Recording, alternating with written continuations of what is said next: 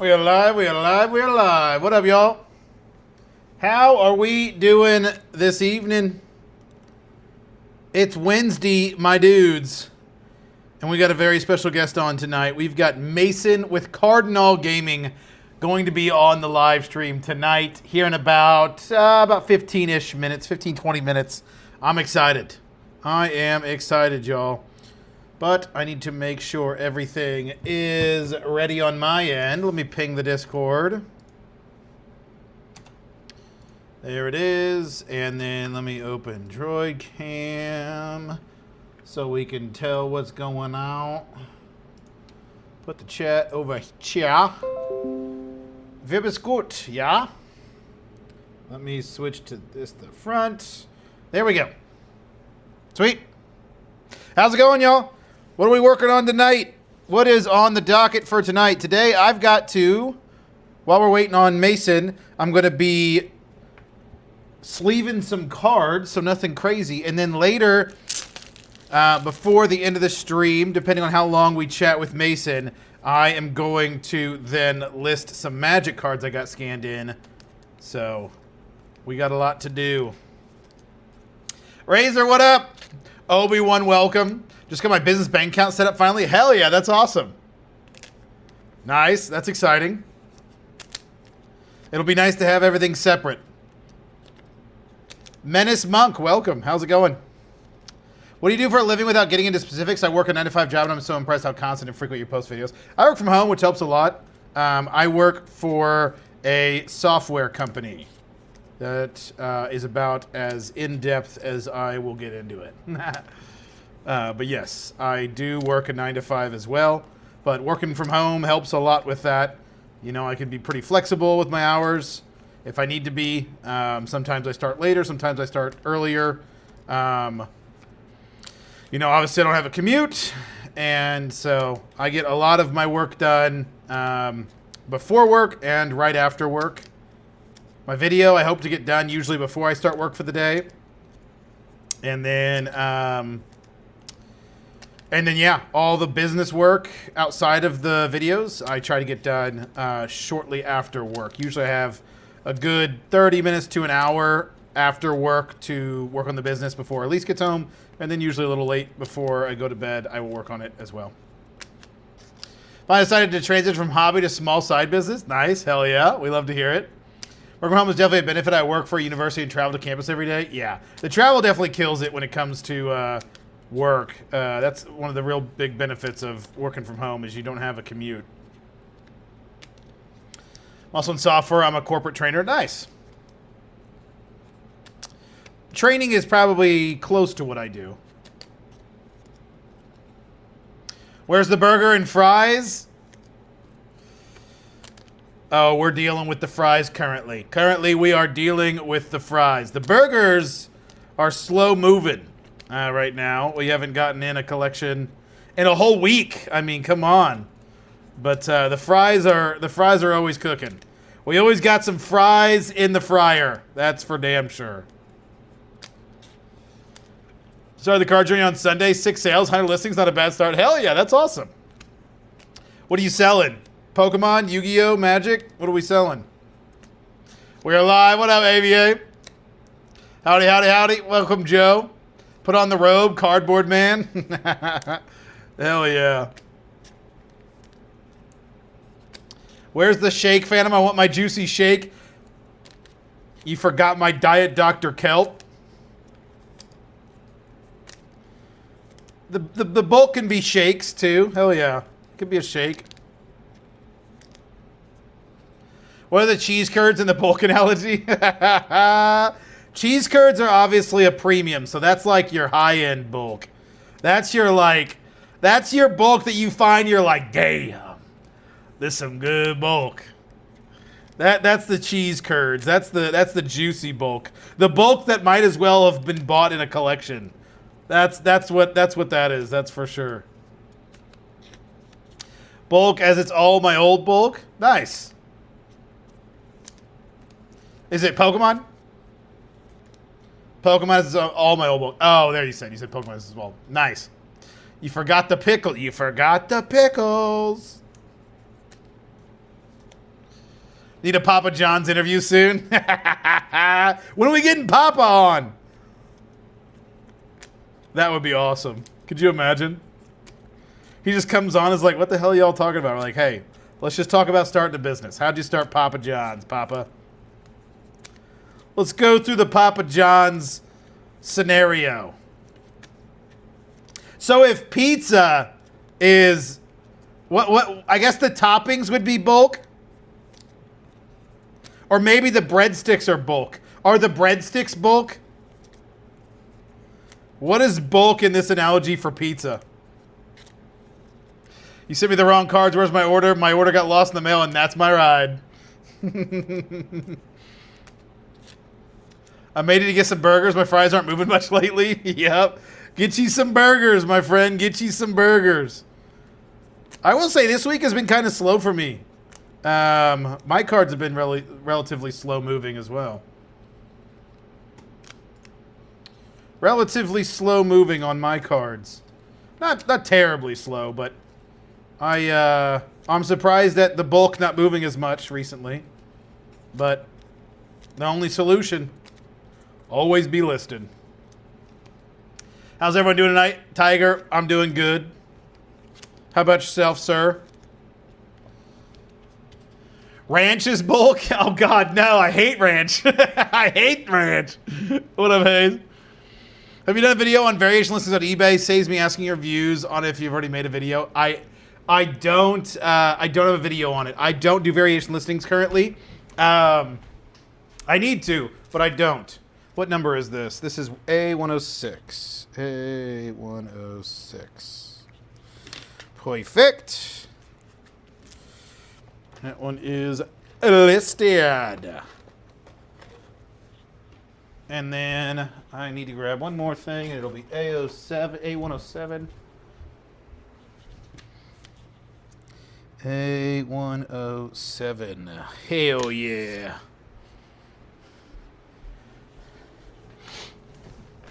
Oh. Margin on breadsticks is insane, so it's totally the bulk. There you go. There, yeah, it's literally just bread.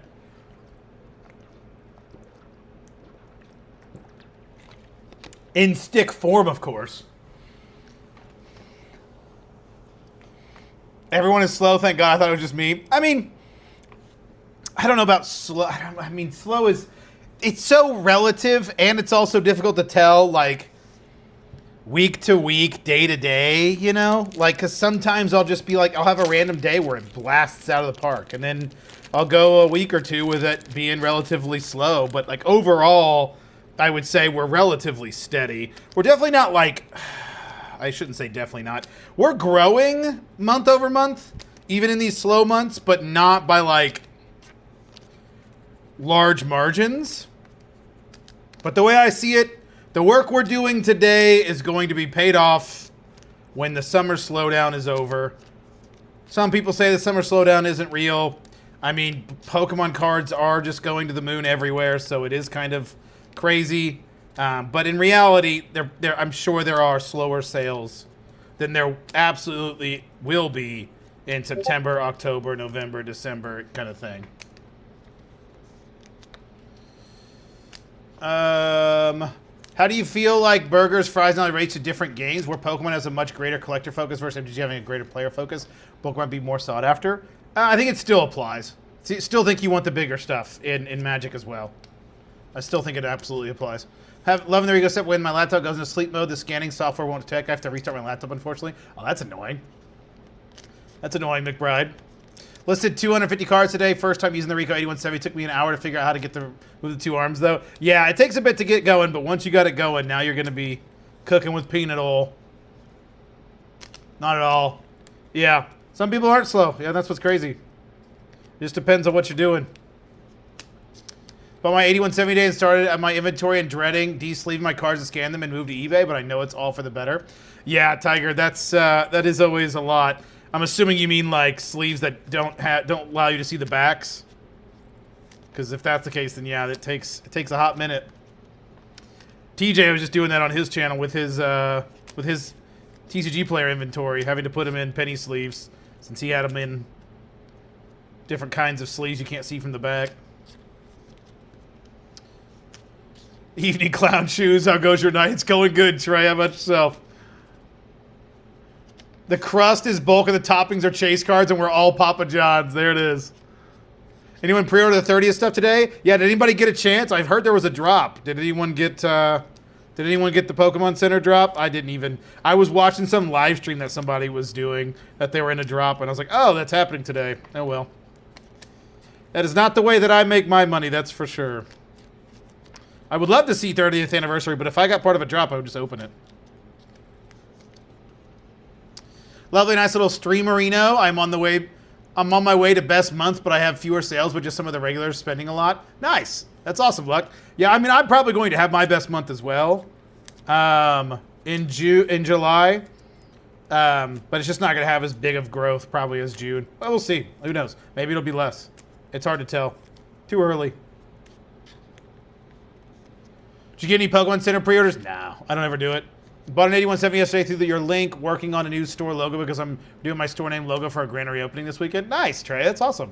Appreciate you using my link. Wife and kids will be out of town this weekend, so we'll be rescanning everything from eBay that isn't on SourceFlip, plus putting another 3,000 to 5,000 new cards. Hell yeah. Grinding it out. Debating on keeping them on the shelf for a while. Nice. Did you see MTG release the pre-order for their Star Trek collection today? I didn't. Where can you pre-order? Amazon? Same situation as TJ? Yep. This guy is not Mason. Soon. Soon, my friend. Soon. Got 2 ETBs. Nice. That's awesome. I'm surprised. So other people got drops? I expected this drop. I expected no one to get anything from this drop. I thought it was going to be sold out very quickly with how high these pre-orders have been. Sold out, but they got the tech sticker and knockout. Nice. At least you got something. Pokemon Center decided to do pre-orders for the next set just before the current set comes out. Yeah, that is kind of crazy, isn't it? When does 30th anniversary come out? It's not till like, what, September? October?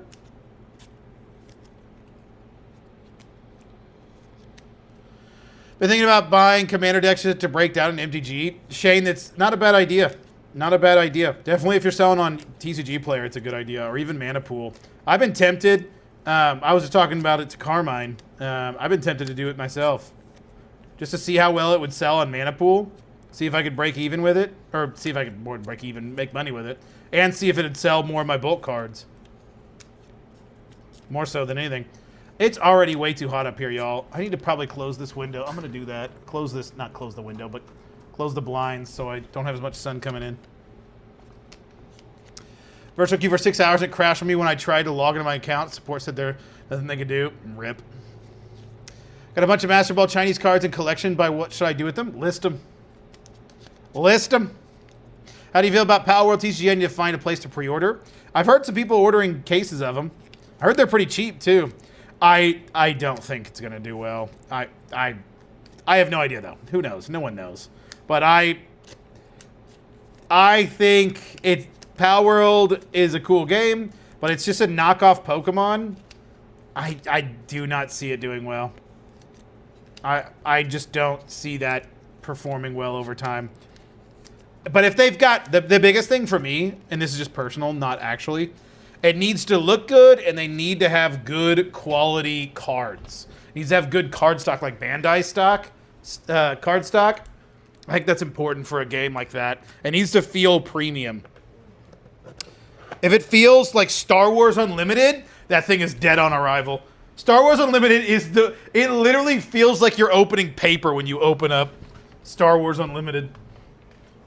Also, people were talking about Union Arena in our live stream the other day, and I absolutely hate the look of Union Arena. I had never seen them, so I went and watched some openings. Those cards are hideous. I hate the look of those cards. Weiss Schwartz looks way better than those cards. I don't know if that's a hot take, but I'm not a fan of what they look like. 30th anniversary drop today lasted a very long time. There's apparently going to be a lot printed. Good. I hope they print it to the ground. What's up, my cardboard coworkers? What up, Papa? I was able to hit the 30th PKC drop. Hell yeah. Sounds like a lot of people did. Breaking EDH decks down is how I started. For those who know, it was wave 2 of 40K, which I could have saved a case. Yeah. I think I did the same thing, actually, Papa. I think now that you say that, I think that was when I got into Commander breaks, and I think mine was also Warhammer. I'm fairly certain mine was Warhammer as well. That's funny you say that. I'm like 99% sure mine was Warhammer. Just wanted to do Marvel Jumpstart case, but the prices got crazy real quick. Oh, sad day. Have a great evening. Thanks for streaming. Yeah, of course, Double A. It's going to be reprint by August, but I'll crater the prices probably. Mason's coming on. He'll be here soon. Booster box of first edition MetaZoo, so I've gotten burnt on new TCGs before. Yeah. Yeah. Do yourself a favor and don't look up those prices. Oh, no. Now we have to. Oh, no. 40K Commander decks. No.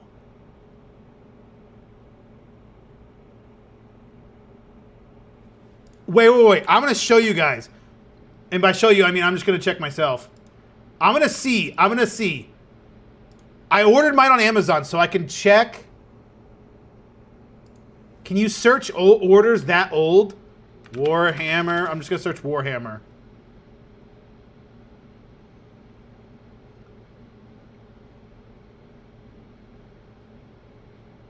I thought it was... Let's search Commander. Maybe it wasn't Warhammer.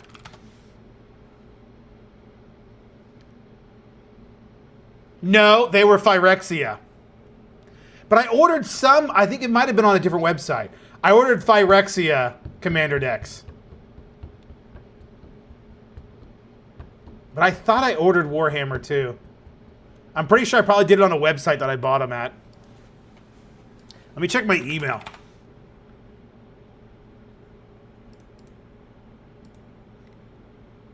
Because now I'm super curious. Sitting at work all night tonight, so working on the revamp and then having business cards made and shipped to be here by Friday. I ran out of my old store name, so need new ones. Hell yeah, that's awesome, Trey. I need to make my own business cards. I desperately need business cards myself. Warhammer. Let me search Warhammer in this.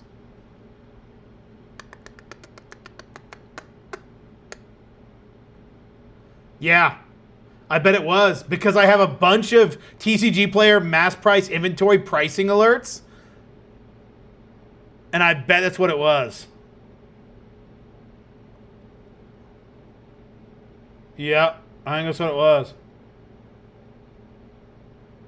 Yep. That was back when I was in Rudy's Patreon as well.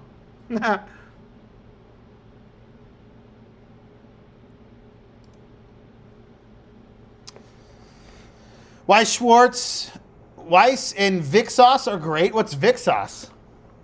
My pitch black from PKC is arriving tomorrow on Friday. Hell yeah. Good luck with the polls if you're opening. I was getting cases for $250, I think. That's crazy. Got my store and distro. I have to start streaming and get a Discord going to offer a program. That's awesome. Nice. Where are you at, MM? Just check the old paperwork. $184.99 for a case, like all four decks. Jesus, speak English, Christopher. Make business cards and put your bulk prices on the back, then go to card shows and hand them out. Yeah, that's a great idea, Crusaders. I need to do that. My dad literally made my logo, and he could make me a business card as well. It would take no time at all, and he'd be glad to do it, so I need to do that. How much are business cards? Like what, 3 or 4 cents a piece? Always open? Yeah. Hell yeah. I agree. Have my wireless mics coming in from Amazon tonight so I can start to create a YouTube, Insta, and TikTok content this weekend. End goal is Pokey TCG store for buy and sell and gaming. Nice. That's awesome. Yep, all 4. That's crazy. I bet that's what I bought too, but I can't remember where I bought it from. I bought it from some website, and I bought a bunch of them too. Let me see. Maybe I used a different email. Let me try this email. I'm going to cry if I can find this. Yeah. I think so, but I can't. I don't see it. Man, that's crazy. Plus, one of my iPhones, there are a custom nail salon inside to do the custom pokey nails. Oh, that's cool. I'd make someone to start leaving them on the empty shelves at Target. Yeah. Found some Pokemon? Tired of the trash? Sell to me.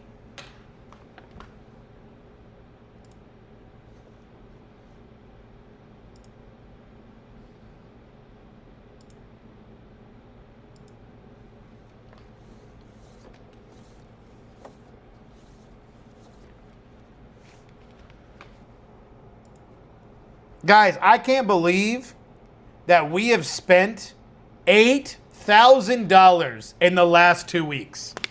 That's insane. That is kind of terrifying. I'm just like, damn. That's a lot of money. Like, it doesn't feel like a lot when it's happening slowly over time, but like, I'm like, 8 grand? I could just go buy a lot with 8 grand. And I bought a bunch of Pokemon cards. That's crazy. They just ordered my scanner. I have about 4,000 cards listed. What should for my first step be? Scan more cards, list more cards. Logan, that's the big thing. Just scan and list. To not know, to be honest, yeah.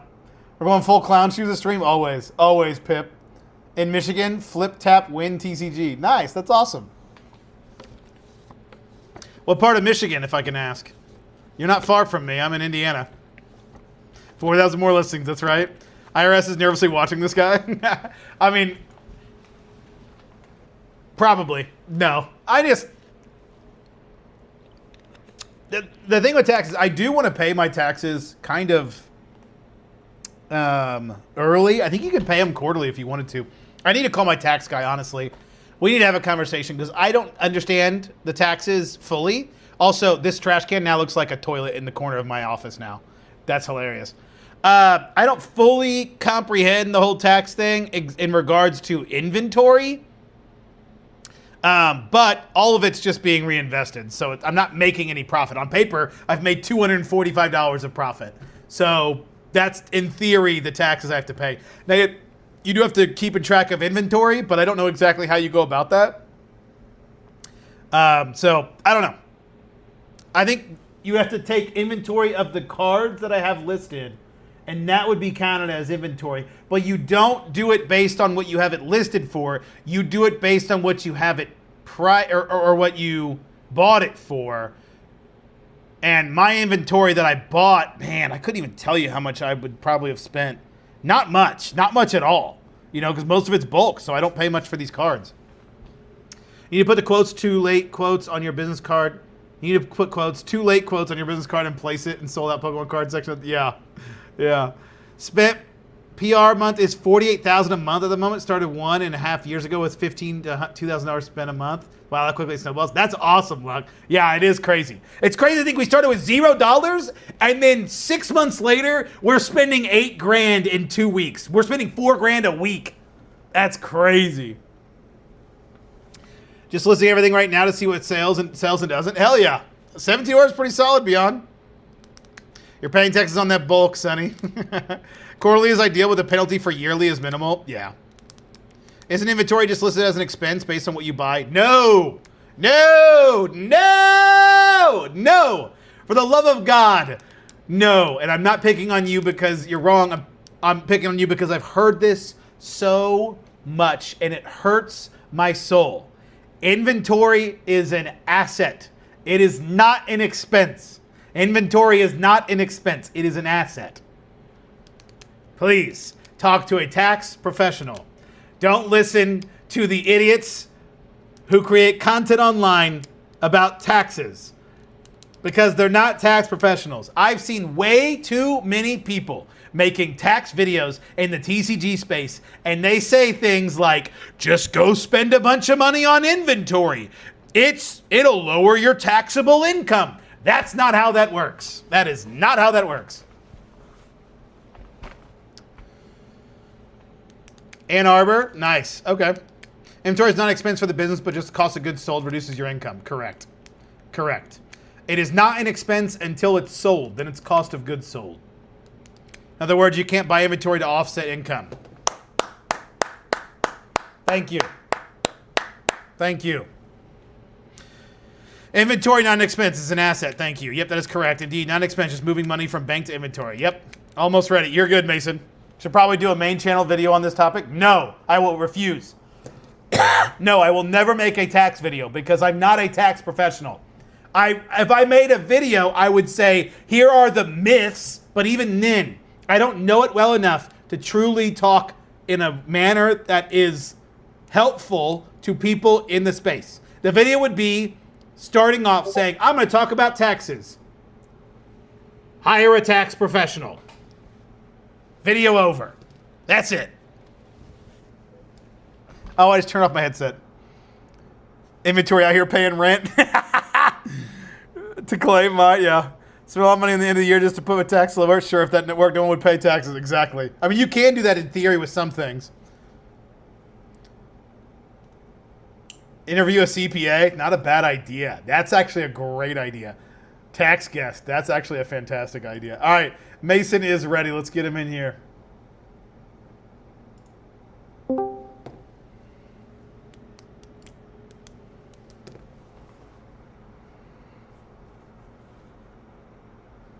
There's so many edge cases. Yeah, exactly. Price tag for bulk Pokemon. What up, man? Whoa! What are we doing? We are hanging out is what we're doing. What's happening with you? Oh, God. What a day. What a day. Yeah? Just meetings after farting around. Had to pack stuff from eBay live stream on Monday. It's been a busy one. It's been a busy day. That's a good thing. That's a good thing. What's up, y'all? How we doing? Hey, Mason, he's giving tax advice. No, he sure ain't. No. I know better, too. Yeah, exactly. Don't talk about it. Yeah, I don't talk about taxes. I'm not a CPA, nor would I tell you guys the things that my CPA says, because then I would just be regurgitating things probably incorrectly. Well, welcome, Mason. Hi, hello. I pay somebody a lot of money to do my taxes. Agreed. So I don't have to deal with it. I don't have to worry about it. And then it's just like, hey, I owe this much. I pay this much. Okay, cool. Yep. There you go. I'm good. We made it a rule in our Discord that you can't give tax advice unless the tax advice is hire a professional. It's the only tax advice you're allowed to give because it's valid. There's too many stupidity, too many stupid things I've heard people say about taxes in this space. Yeah. People don't understand how varied the tax from state to state, and yes. it's a mess, y'all. Yes. It's dumb. It's dumb. Really dumb. Yep. But anyways, hello. Hi. Welcome. It's good talking to you, man. It feels like I've talked to you before, but we've never talked before. We have not talked before. We other than just in text and the live stream and things. Yeah. So I'm gonna eat some cantaloupe while we sit here. Is that okay? That is acceptable. I'll allow it. While you take a bite, if you guys obviously don't know, I'm sure you all do. This is Mason from Cardinal Gaming. Oh yeah. I'll give you a quick introduction. The man, the myth, the legend, been in the space for, a year or two, a little bit, been around. No, he's been around the block for a very long time, has owned a card store for how many years? 10 years. 10 years. 10 years last month. A decade last month. Knows the ins and outs of TCG Business. He's one of the pillars of the community, I would say. Okay, relax. I don't think that's unfair. You could take that compliment. That's a reasonable compliment. He's been around a while, and he's definitely helped a lot of us grow our businesses and understand. You've talked a lot about bulk, a topic we are often talking about. I know a little bit about it. Yeah, a little bit. Yeah, and how important it can be, and not ignoring, as I said in my video today, and as you've said in your own analogy, I called it the fries. You get to burger, and the fries are the bulk. But I think you've talked about it being the icing, I think is what you've used the analogy icing with. And gravy, yeah. Yeah. Icing and gravy. Yeah, so very similar analogies. Yep. Well, tell us about your day. What is a day in the life of Mason look like? Oh, jeez. How involved do I want to be? As involved as you're allowed to. I have 2 stores, right? So it's always a question and juggling things back and forth and all that stuff. Had to cover for one of my managers that's out. They're moving into a new house, so I had to go and cover for them. So I was normally off today, but I'm off. Yeah. I work from home 2 days a week. I don't really have an off day, right? Mm-hmm. But I was in the office. Again, I had to go ship stuff. So I did opening for Pitch Black on Friday, or nice. On Monday. Yep. So I had to get it, out so people can get it in their hands by Friday. So that was a whole thing I had to go do. Had some meetings about some of the other parts of the business that are forthcoming and haven't been really developed yet, but is getting there. And then I'm here. Boom. Just like Nice. that. So, yeah, man. Day in the It's, life of Mason. a lot going on. A lot going on. Yeah. You almost gave us a hint. You're keeping things vague. I like it. It'll come in time. Like it's something that is pretty far along, but yeah, we don't want to talk about it too much. Of course. Because I don't want to get people all hyped up about something. Yeah. Yeah. It's not quite ready. It's still cooking. That's exciting. Yeah. eBay Live, you mentioned it. Let's talk about eBay Live, because that is a world in which I know very little about. Yeah, what do you want to know? It's like Whatnot, but worse. Why is it worse? It's just the platform is worse. The back end is worse. The buyers are better. Okay. The community aspect is better. Okay. The sellers are better, but yeah, as far as like technology wise, it is not very far along on that stuff. Interesting. So, are you guys like cross streaming? Can you cross stream to like Whatnot, or have you guys done Whatnot before? And don't cross streams. You can't cross the streams. Yeah.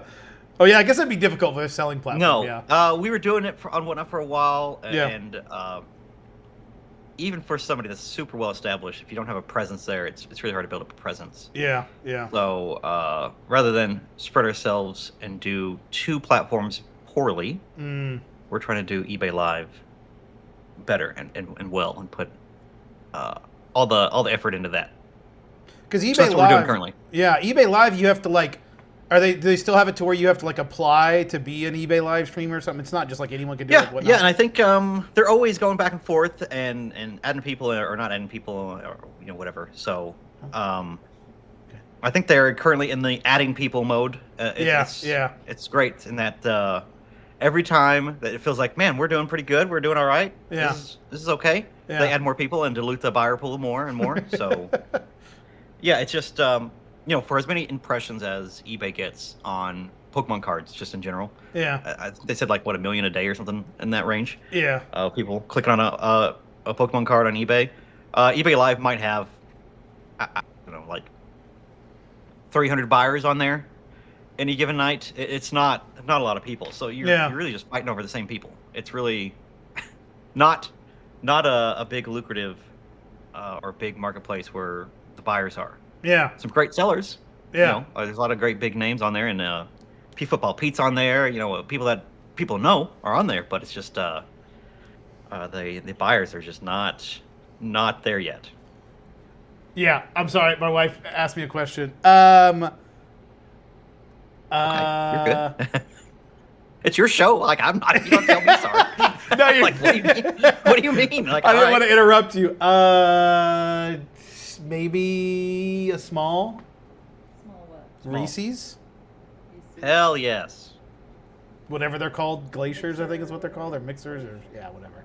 She's getting ice cream, so Sorry, had to get some. I know what's up. I know what's up. As a fellow fat bearded man, Yeah. I know what's up. Yeah, there you go. I know exactly what that was. Can't be missing out on some Ritters. She's going to get some frozen yogurt. So, eBay Live is an interesting one. I was actually just watching an eBay live stream earlier today, and I never do that. And I don't even know what prompted me to watch something. I think I was just watching it during my lunch stream, and it was this dude. Yeah. I don't know. Maybe he's known in the community, but he had like 100 viewers. So I was like, wow, this guy's got like a legit. But he was just like singing music.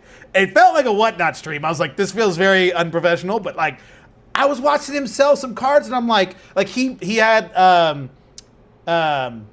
Char Cadets and Tyrants. 5 of the promos, ETB promos, and he was doing them 5 at a time. And he was selling them, I think they all marketed for like $3, and he was selling them for like $20, $30. And I was just like, what the hell? This is crazy to me. And everything was going above market, and I thought that was just insane. What? Do you have do you feel like that happens with you guys? Do you guys sell a lot over market, or is it like not at all. I don't know. That's what's crazy. No. Granted, I then saw him put 5 Zekrams up from ETB promos, and those sold for like, I think those were 10 a piece, and that sold, he had 5 of them, and that sold for like 40. So I was like, okay, that seems a little bit more in line. That is the epitome of live streaming on any of these platforms. You're winning on some, you're losing on others. Yeah. It doesn't always equal out, and it all just feels like, you know, at the end of the day, sometimes it's just a wash, where you're just like, okay, well, I could just, like, I've just been on TCG Player, selling these just normal listings and been doing fine. Live streaming is a tough nut to crack. The way that the algorithm works, and this is just like, I don't know if we wanted to talk about this, but oh, absolutely. The top 5 spots on eBay Live, Whatnot, wherever it is, maybe on Whatnot, maybe it's like 8, you know, because they have like a featured section for whatever category you're in. Yeah. Those people are constantly getting fed new buyers because they're getting highlighted when you go to click in that section, right? So you're seeing those people, and those people are like constantly getting people. So long as you're like in the top like 5-ish, you're doing okay, because you're gonna lose sellers as they get bored and die off or whatever, move on to something else. But they get replenished with new people. Yeah. It's when you have like 8 people, 15 people in a live, and it's just like, how do they grow? How do you get bigger? You have to do stupid little gimmicks, or do little like sing and dance, juggle, whatever you got to do to like get people to pay attention to you. Put boobs in the thumbnail, whatever it is. Yeah. It's these little cheap little gimmicks to try to get people to click on your stream, and then once you're there and you're in like the top, couple, you're doing okay, and you're doing, you're living, you're out there actually feeling like you're actually making some money. But to break into that is extremely difficult. Obviously, the more buyers and sellers there are in there, the more difficult it is. And if you go on Whatnot and you want to start your streaming on Whatnot, it's extremely, extremely difficult to get a foothold on Whatnot.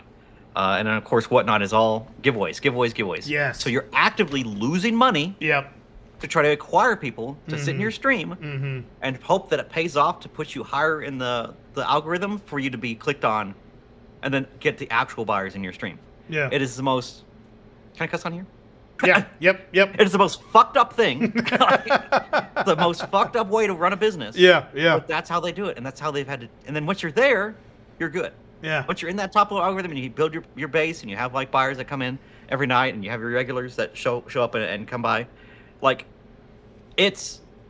then you're okay. But to get there is such a huge buildup and takes so much just bleeding money to get there. It can be very difficult. Yeah. And unless you have a gimmick or something cool, or you're doing something special, or come up with new ways to sell things, without the wheel spins, without the gambling, or without the obtuse gambling, like the obvious. Oh yeah, it's like, gambling. It's gambling. Like, without it being super sketchy looking and on the up and up. Yeah. How do you win? How do you get your face noticed? How do you get out there in front of people? It's very difficult. Yeah. So what's the benefit do you see for Cardinal Gaming with it? Because you seem to have more of an emphasis on it recently. What do you guys see as, you see this as like the future, or is that just like another avenue you guys are exploring? I mean, yeah, definitely like build it now, right? Or start building and doing something now. And when we're talking about, okay, do you want to stick around on Whatnot? Do you want to put all their eggs onto eBay? Like, who's going to win this? eBay is still the absolutely number one, top platform for anything secondhand. Yeah. In any category in the world. It doesn't matter what it is. Of course, the world is maybe hyperbolic because every country has its own thing, but eBay is pretty the de facto, pretty much of everybody. So, if you're gonna bet on a horse, you pick the one that has won the most times, right? So that's the strategy behind that. But yeah, getting established, putting ourself out there, putting our name out there, and it's a grind. It is a slow, arduous grind. But the better you do, the bigger your numbers get, the more they want to work with you and do incentives and stuff like that. So that's kind of like where we're at now. Is like, hey, yes, we're going to card parties because they're at card parties, right? And then we get featured as a featured streamer at a card party event. So like all that stuff that you have to do, again, huge amounts of money to get in these events, but that's what you have to do to kind of get established and get a base and get built up. What the hell is a card party?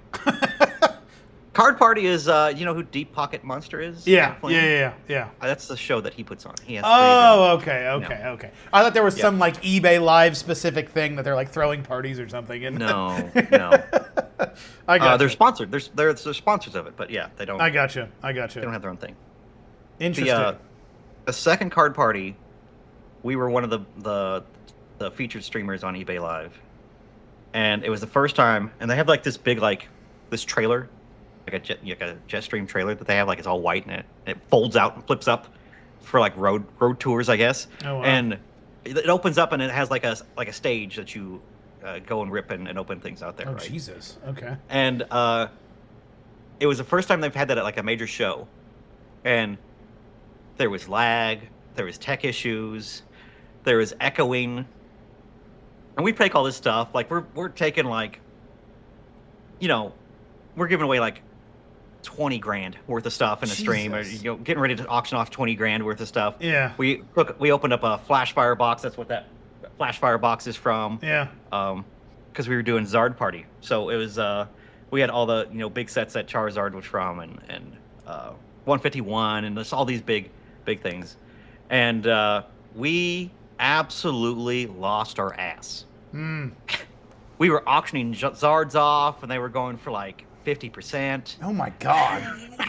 These packs were going for like not even close to break. Like we lost tons of money. Oh, and God. with all the tech issues, and like there's 3 of us on stage, and we all had mics on, and there's a person off to the side doing all the tech stuff, and there's an echo, like really bad. Like we're to the point where like you don't want to be sitting in that stream because it's so annoying with the echo. Yeah.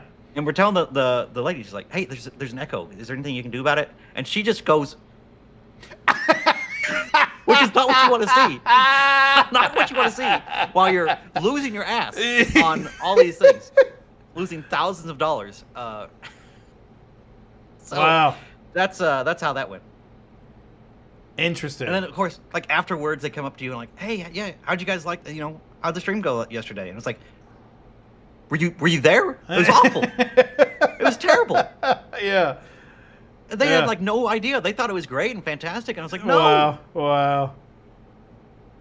That's disturbing. So, yeah, fun times over there. But they're getting things started too, and we're trying to get at the ground floor and kind of like build a partnership there. So that's the idea. The last Card Party they were at was a lot better. It was awesome. They have great, beautiful screens and flawless, no lag or anything. It was great. So no echo. Hopefully we'll keep that going on the next one here. Yeah.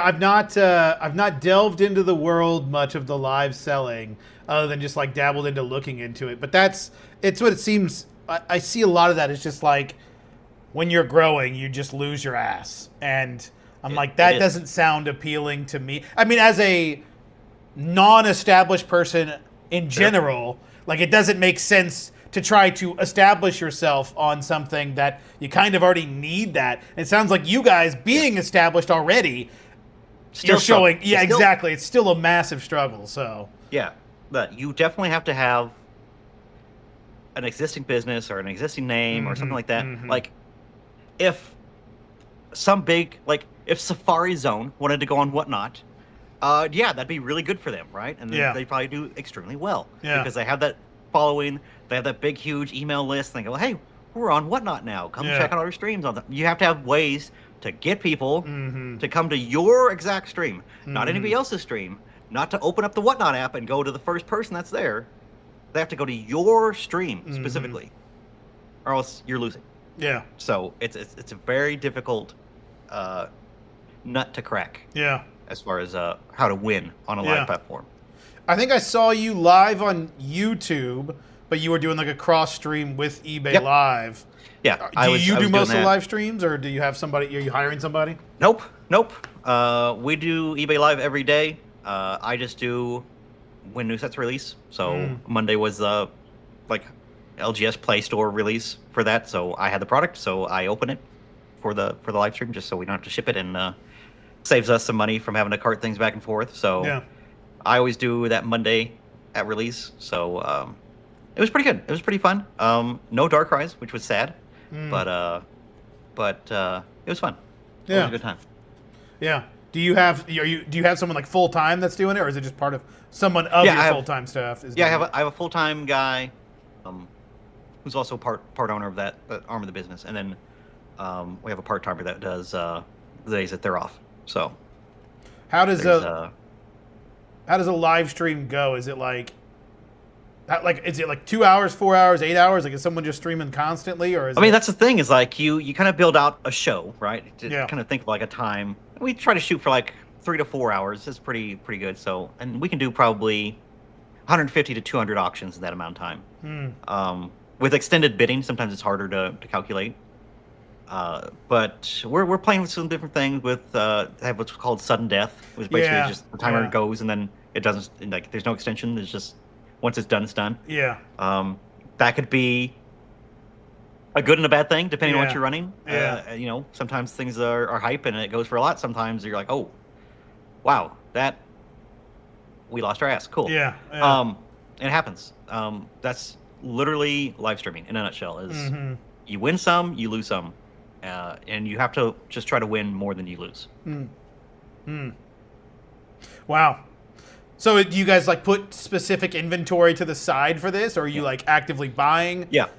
We build out a show. We'll have like stuff we want to run through in different price points, and then you always have a little bit of extra just in case as you go through the stream, maybe people are really feeling it, or they really want expensive stuff, or maybe you have two guys fighting over a lot of things, so you want to throw more expensive stuff at it. You kind of have to like play the room and like listen to what's going on. Yeah. If things are going for higher, just run some more expensive things, stuff like that. You kind of have to like feel it out and kind of get the idea of like how to navigate it. It can be pretty difficult sometimes.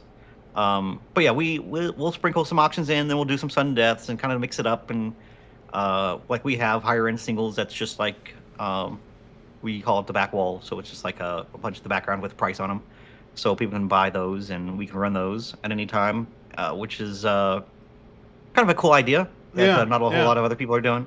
Mm-hmm. So they're in the background always while we're running our regular cards or for the streams. But the things that do well at like card shows are the same thing that like do well at on live streams. It's the same kind of idea. Yeah. It's basically just like a virtual show that you're kind of doing, right? So a lot of art rares, a lot of like cool SIRs and SIRs, stuff like that. We run Japanese and English, so there's a market for both of those things. It is very similar if you think of like, okay, what do you run for a live stream? It is very similar to like what you would fill up a binder with at a card show. Oh, okay. That's Yeah. kind of idea. Yeah. Like the popular stuff that'll just sell well. Absolutely, always. Yeah. Yep. Yeah. That's so fascinating. It's just I've not had a chance to talk to somebody that's actively been doing the live stream space. Do you feel like eBay is the same way with like Whatnot? Because I know you talked about it a little bit. Is it just like pure gambling? Because every time I go on Whatnot, it's like they make them so convoluted that you don't even know what you're buying. Is it similar, or is it more of just like we're running singles, we're running packs, here's what you're buying? Yeah, and again, there's some people that do just all packs. There's some people that do just rips. There's some people that do just singles. Yeah. There's some people that like we'll run a regular auctions, whatever, the 150 or 200, whatever we want to do, and then we'll do pack rips at the end. Pack ripping is weird because not everybody wants to sit there and watch other people open cards or have cards open for them. That's not what they're there for. So you kind of have to always put those kind of at the end of the show. So it's kind of like the thing that you wrap up or you wind down with or something like that. That's just like a big release or something. Then you kind of have like a featured show or something like that. But slabs do okay. Sometimes you have to kind of like build up your market for all those things. That's the thing too. Like you don't want to do too much. You don't want to spread yourself too thin because you're going to lose parts of your audience based on whatever you're doing. So somebody that is a slab buyer is not necessarily a pack ripper. Or people that are interested in that. So you kind of have to navigate it and kind of like you can actually run multiple streams at once, or alternate days or whatever you want to do to kind of like cater to that kind of stuff.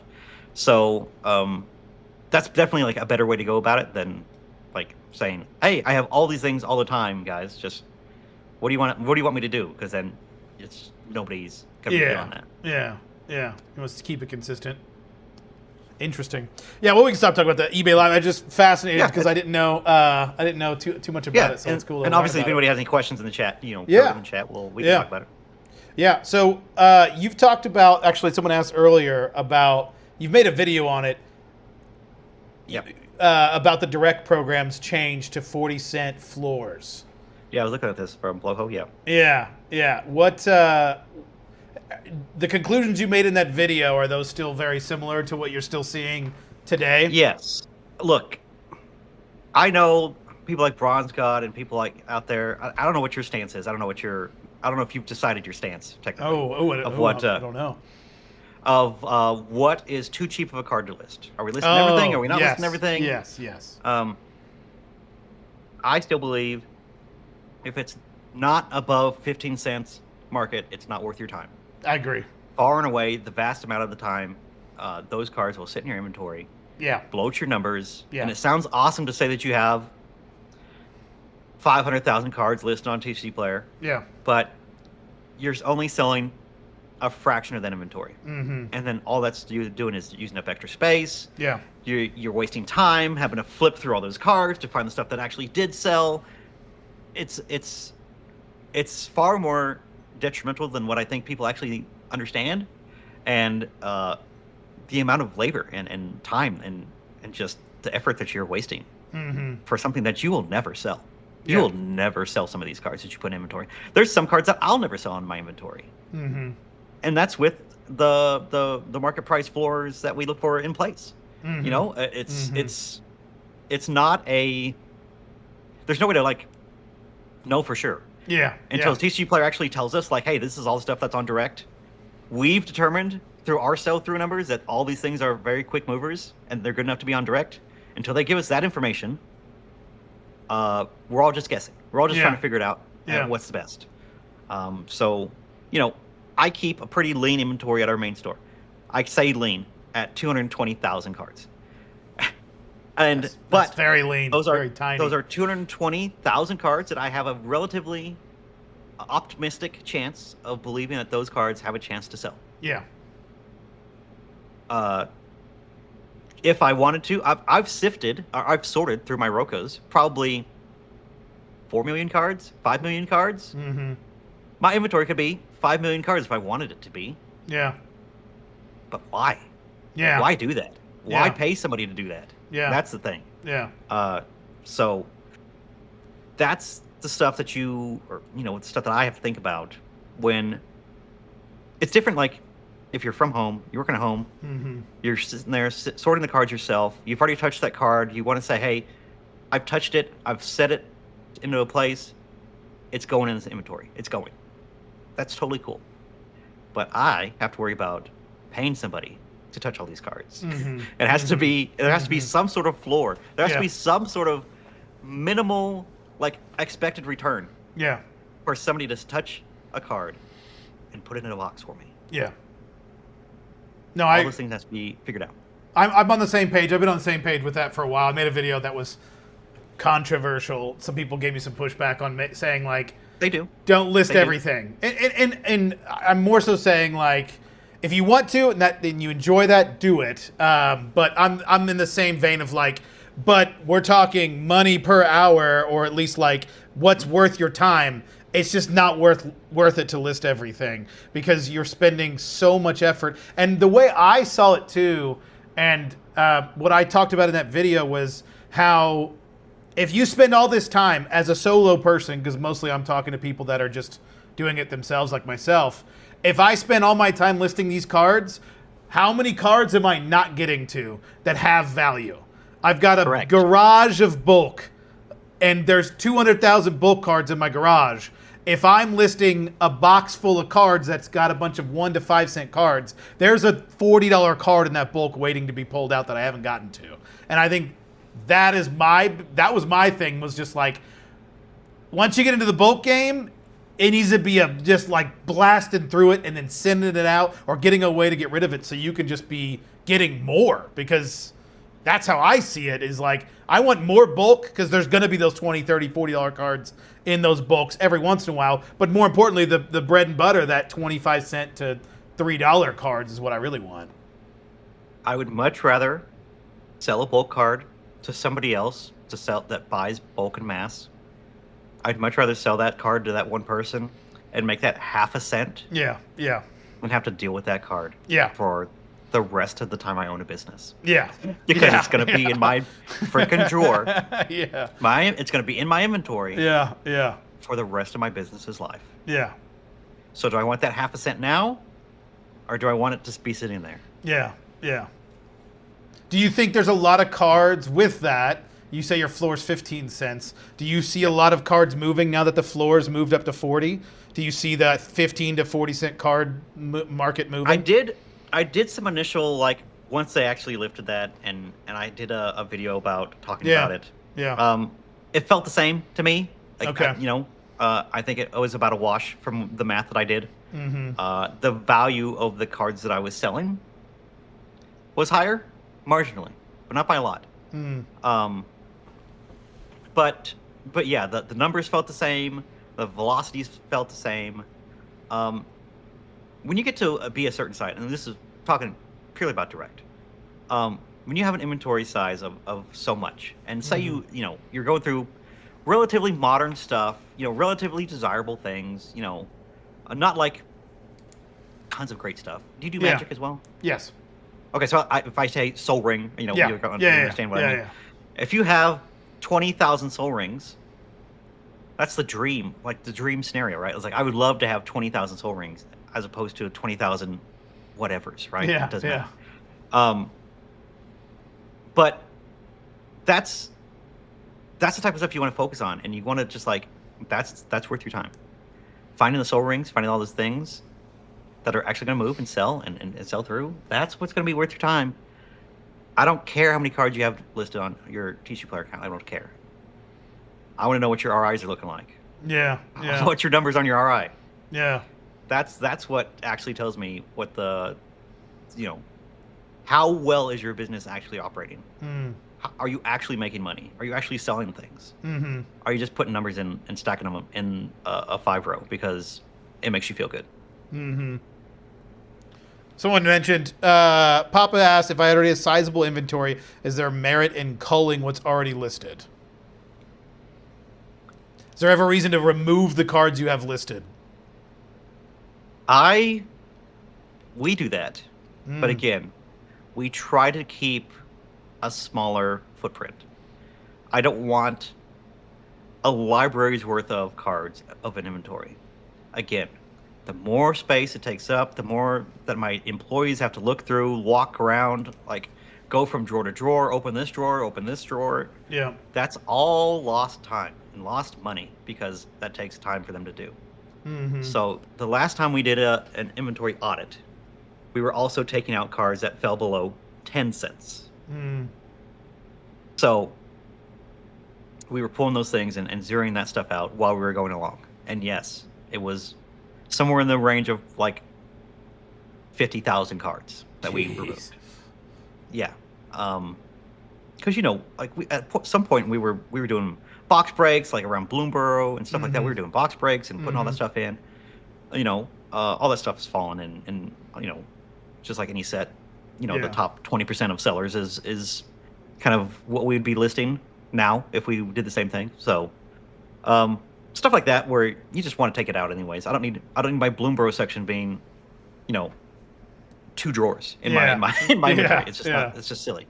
Not really worth it. So I think it's worth it. Again, if you don't really care about your size and you don't really have to worry about size restrictions. And again, if you're just at your house, leave it in there. Who cares? Yeah. You already did the work. It's fine. Yeah. Yeah, I plan on probably doing something similar eventually. Well, the way I see it, and I'll ask you a question about this because I'm very curious. I do chaos sorting, so I can see the old stuff. There we go. Yeah, we'll get to it. I see the old stuff.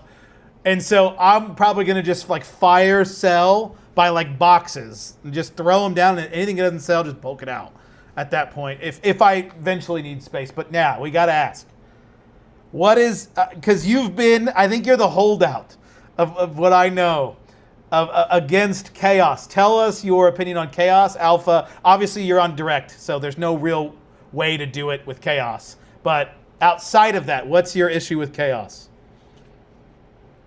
I have talked to all these companies. I've talked to the guys at SourceSwift. I've talked to the guys that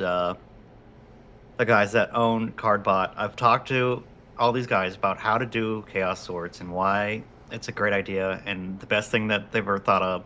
And it's like the first time anybody's ever thought of this thing before, even though trading cards and chaos has been a thing in existence since people have been listing and selling cards. Yeah, this is not a new thing, y'all. But there's a reason why it hasn't really caught up until now. It's like 3D glasses, or 3D movies. It's the same kind of thing. It's just a fad. People are into it now. It's a fad. People are gonna get over it, and then we're gonna go back to the way it was because you find out it's like the work in the front end or the work in the back end. Yeah, it's all similar of like, do you want to be moving your bunches of chaos sorts row to row to row to row for the rest of your life as they shrink up and do stuff like that? Do you really want to be doing that kind of stuff? It's still taking your time. And then you have your stuff and you're flipping through these cards and you're picking up these chaos sort lots and you have to flip through all these things. Are you really saving time? Whereas if I can go to the section and the number and the thing and go right there to go to that card, are you really saving that much time? I would say yes. I don't know. I would say which hell is fair. Yes. Which is absolutely fair. Personally, as a one-man machine, yeah. That is also something that plays into effect. Yeah, 100%. I cannot rely on my 9 card side employees that I have in my main store. Mm-hmm. That all of them are going to understand and know the ins and outs and where certain things are or where the certain sets are. I have to mark it all down. It has to be very explicitly written out. The set for the set layout for the card drawers does not change. We add them, it adds on to the front, but none of the middle ever changes. None of the stuff ever moves. You don't have to slide drawers around. You don't have to do anything. It's all I can have somebody walk into my business right now and I can give them a 10-minute explanation of how to pull a card and they can do it. Yeah. Look for this name, go to this number.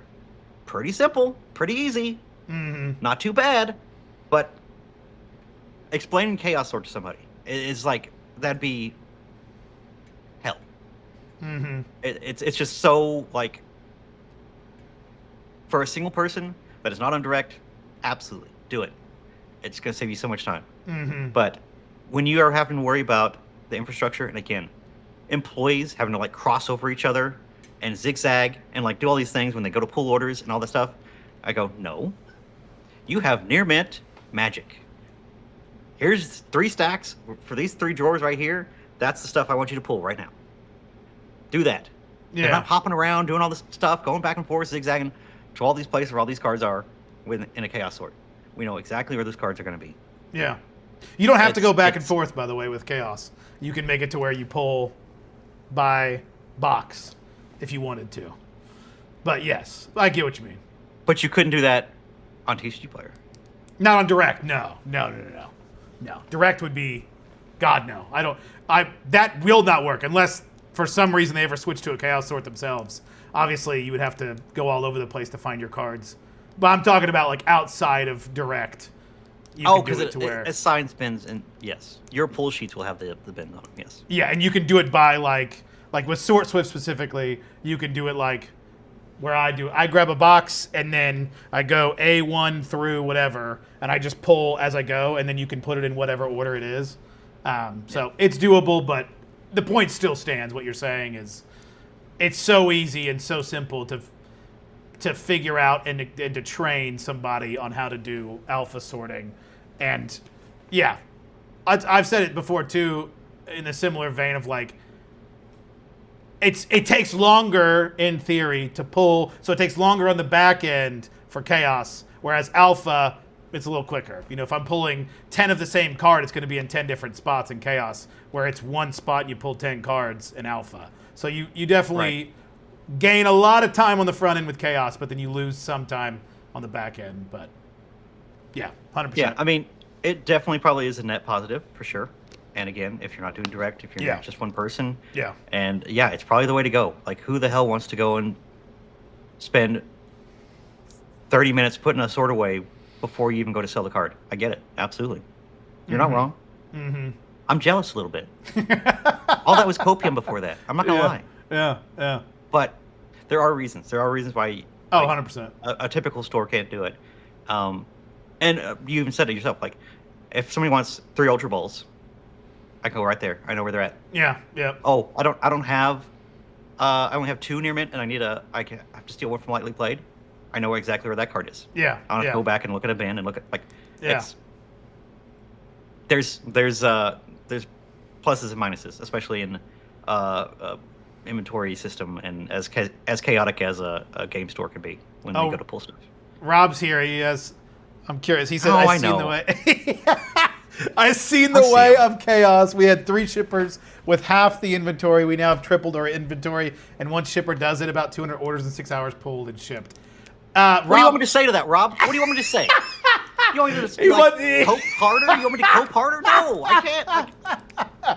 I'm jealous. Leave me alone. So I'm curious, does Rob, you might know the answer, but Rob can answer as well. Does he have his inventory in person? Because your inventory, you have people buying from your inventory in store, right? Yes. And then does he do that as well? Or no. Because he's online only. 5 different inventories. Yeah. Rob has 5 different inventories across all these different platforms. I don't know what the hell he's. I have no idea what he's doing. I don't. Like, cool, man. Like, we got the. I don't know how to ask that. I feel like I'm in the middle of the Battle of the Bastards right now. Yeah, he's going at it.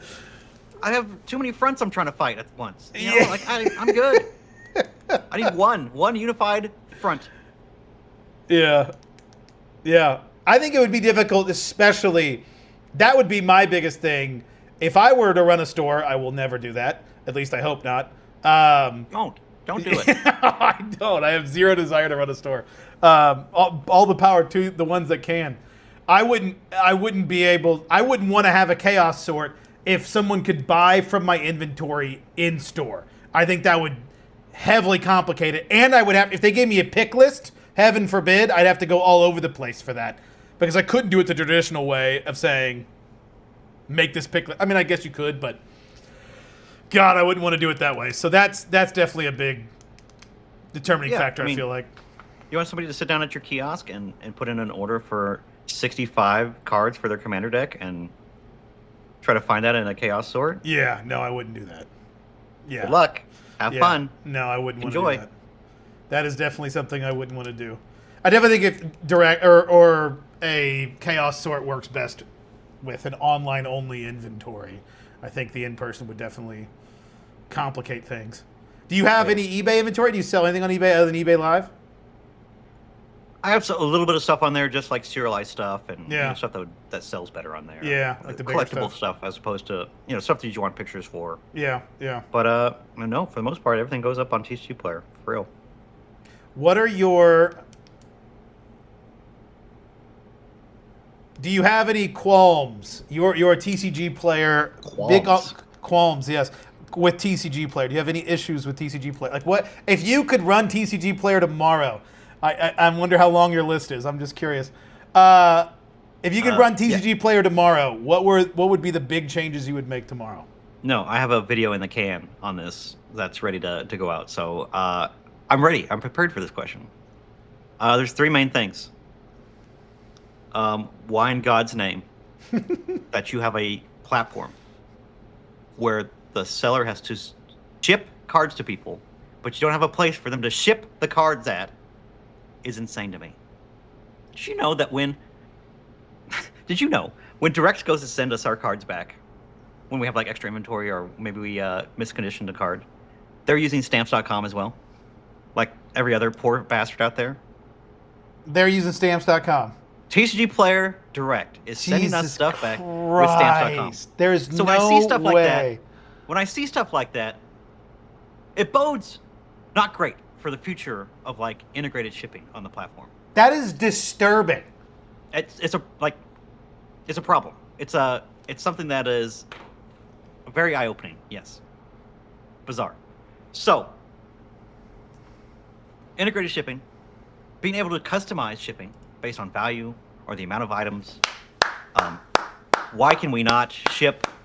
Why do I have to charge the same amount for a single booster box? Yes. Versus entire case. Yes. Keep going. I charge Yes. the same thing. It doesn't make any sense. None. And every other platform's figured it out. I don't want to, like, we're past the point of, like, having an excuse for, like, Yes. oh, it's spaghetti Yes. code. Yeah. Spaghetti code. Oh, that spaghetti code. You have tracked envelopes yourselves with Direct. I don't want to hear it. You made it work for you. That means that you value your own company's time and shipping more than mine. Yes. They say, you figure it out. That's insane. That's It an is insane insane. thing to expect a thing. It is also insane that they got bought by a company that already does it. That's the crazy thing. I had made some suggestions about how to solve this problem very, very easily. You literally just create an eBay order number for a TCG player. We all have eBay accounts as it is. Just allow me to import that TCG player account into eBay, and then I can ship that thing from eBay. Yeah. Yeah. Just have integration with eBay. Heaven forbid. They don't Seems even like have it's to do pretty- integrated shipping. Seems like it's pretty cut and dry. Makes sense to me. I don't know Yeah. how to do it, but I'm sure there's got to be a way. You would think. You would think.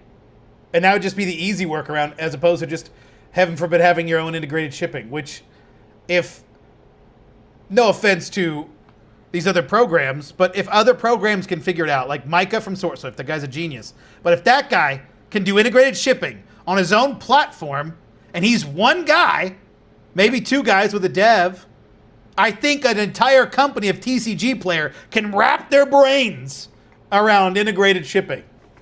I'm going to say right now, TCG Player has some of the kindest, nicest, intelligent, compassionate people that are working for their company. Oh, yeah. And I mean that sincerely. Yeah. I've talked to a lot of them. Yeah. They are fantastic people, very Yeah. passionate. And I love them all. But whatever the work, or whatever the holdup is, and internally, or whatever red tape there is to keep these people from doing their good job that they want to do, that they know that they need to do, it's choking the platform. Yeah, 100%. Oh, I would definitely never put any kind of onus on individual employees at TCG Player. There is something at TCG Player, whether it be the management or the, like, not management, but just like the culture or something at TCG Player is stopping them from innovating. And it's crazy that it literally, I joke about it all the time. What have they added in the last 5 years? What have they added in the last 10? Like, there's so little going on. And the things, I remember I listened to TCG Player's thing at Gamma. They had the thing recorded. I'm sure you were probably there. And I was in person. I was there. Yeah. Front row. And I remember the guy being like, I don't know who the guy was that was saying it, but he's like, we hear you. We know the most important thing. And I was like, integrated shipping? Integrated shipping? And then he's like, more buyers. And I was like, what the fuck? No, what? You guys got velocity down. The velocity's not the problem. What the hell? What are we talking about? I couldn't believe that was the thing that came out of his mouth. I was like, there was 4 other things I could have listed before that. I mean, yeah, sure. We want more people buying our cards, but like that should go without saying. Yeah. So there's that little nugget. No. Yeah. That person is Rob Bigler. He's the CEO of TCG Player. I've talked to him in person many, many times about. Every time I talk to you, I'm gonna bug you until we get integrated shipping. Just every time that if you look me in the eyes, know that we will be having a conversation about integrated shipping and how important it is. He's going to avoid your eyes every time in Gamma. He's like, just don't make eye contact with Mason. Yeah. So I have created a personal campaign to I would say Crusade, but Crusade has been banned. Yeah. Crusade has been It's my banned, you personal- said? Yes. Oh, I didn't know Magic that. show. Is that Crusade's banned because it's a culturally insensitive. Oh God, Jesus Christ. Okay. Bad joke. Sorry. So somebody out there is laughing their ass off. Probably Rob. But okay, so this is shipping. Pricing. The fact that we are all using mass price to try to figure out how to price our cards on a marketplace that is hyper competitive, that is extremely volatile, that is extremely easy to manipulate, and we're using some sort of automated, dumb system to price cards, is 5 years overdue of a pricing overhaul and how to set pricing. I use CSV to update our pricing. Yeah. And TCG player hates it. Why? Because I export not just my entire inventory of 220,000 cards. I export every card I've ever had in my inventory because that's how they export. I take all those cards out, run my pricing algorithms, and then I push those motherfuckers back in. You think API pull is bad on that? Imagine me doing that every other day. Like, which is more difficult? Yeah. Just having a global price for me to be able to set up my for every card that is ever on my account, I want it 25 cents, never lower. Every rare, I want it $1, never lower. Push it one time. Thank you. I only need it the one time. Then we don't have to deal with it anymore. I don't have to do these big pulls of every card I've ever listed. I don't have to do that anymore because I have a floor global price that you're able to understand. This is how I want to run my business. This is how I will never list a card below this, and this is my absolute global floor of a card. So they don't have in mass price. I haven't used mass price in a while. They don't have rarity floors. They do, but it's only when you run the thing. So if there's a card that's changed, or the numbers changed, or a new card comes out, you have to run that pricing algorithm again. Because it doesn't just globally apply to a card. They haven't got that far. So if you're in mass price, you're doing that, right? Yeah. But you shouldn't have to do that. I shouldn't have to do that. It should just be a constant. So there's that. And then the whole match lowest, cheaper than by a penny. That is the single easiest way to destroy any sort of equity or purchase power or seller power when you go to list a card. Because when you have 10 people doing that once a day, the bottom falls out of all these cards. Yeah. Because you don't have the sell-through to keep up with that. So all these cards are super cheap, and that's why they're all 0.2 cents, on the marketplace. Is because of people getting impatient and not understanding that your price isn't the important part. It's the other cards you have listed in your inventory. Card optimization is really what matters. And if you want that card to sell, it's not to make it cheaper. It's to list more cards. That's how you get those other cards to sell. Always be listing. That's what needs to happen. There needs to be a way to tell the algorithm, hey, I want every card I ever list, as soon as I go to list it for the first time, I want it to start off at 10% above market. If it's a direct elbow item, I want it to match direct. Now, the next time I go to run pricing and that card hasn't sold, that quantity has stayed the same, lower it by 1%. And then the next time I go to, if it's still there again, lower it again. Until it sells, until it goes to zero. And if it doesn't go to zero, when it goes to zero, reset it back to 10% over. So that every time I go to, I don't have to worry about price checking my price algorithm every time I go to push a card to live, from stage to live, because it's already figured out. The system already knows that's how I want all my global rules to ever be. When there's nothing in inventory, it's going to be at 10% above.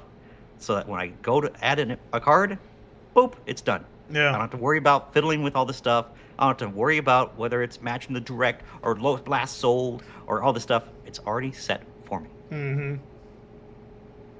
These are not pie in the sky dreams. These are all things that SourceSwift and all these other people have already figured out how to do. They do it in their own system. It's not difficult. In fact, I would say that it's kind of like rudimentary.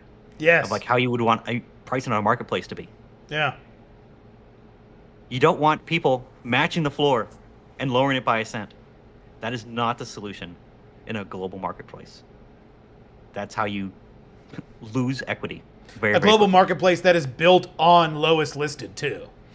That's the key too. It's TCG players all built on pricing. Whereas it's not like in eBay where it's kind of algorithm based. Not that they need to do that, but that makes it that much more impactful if you're doing it based on everybody else's pricing. Yeah. Yes. No, I agree wholeheartedly. I didn't know about the mass pricing stuff. I never really thought about it in that way. SourceSwift has tools to allow you to do those things. But they sure do. They sure do. And that's what's sad is there's just everyone around them is doing everything that they want done on the platform. And it's sad that you have to go off platform to be able to make all that happen. Yeah, and again, I work very, very closely with these guys. I talk to them not weekly, but a lot. I talk to them a lot. Direct is here local in Louisville. So yeah. It's pretty just easy to talk to folks if I really wanted to. Nobody wants to use a tool that's inferior to something that's already existing. Yeah. I don't want to go and use a pricing algorithm if SourceSwift has it better. Yeah. I'm not going to do it. I don't want to use Scan and Identify if SourceSwift does it easier and it's better and smarter and faster. Nobody cares. No one's going to and it's not a matter of just you're trying to catch up. You no longer innovate in the space. Mm. You no longer care to be the front runners where you used to be. They used to be. And again, they're over here trying to invent the wheel when SourceSwift and all these other companies are driving by, waving in Lambos. Bye-bye, see ya, yeah. Deuces. It's not either release the API. Yes. Give access. Focus on things that you do extremely well and doing those better. And get the fuck out of the way. Yes. Preach. Because throwing man hours and labor and trying to figure this stuff out, that's already figured out for you. People would use it if you just allowed it to integrate with it. Just get out of the way. Mm. No other number one platform in the world restricts API access. Shopify doesn't do it.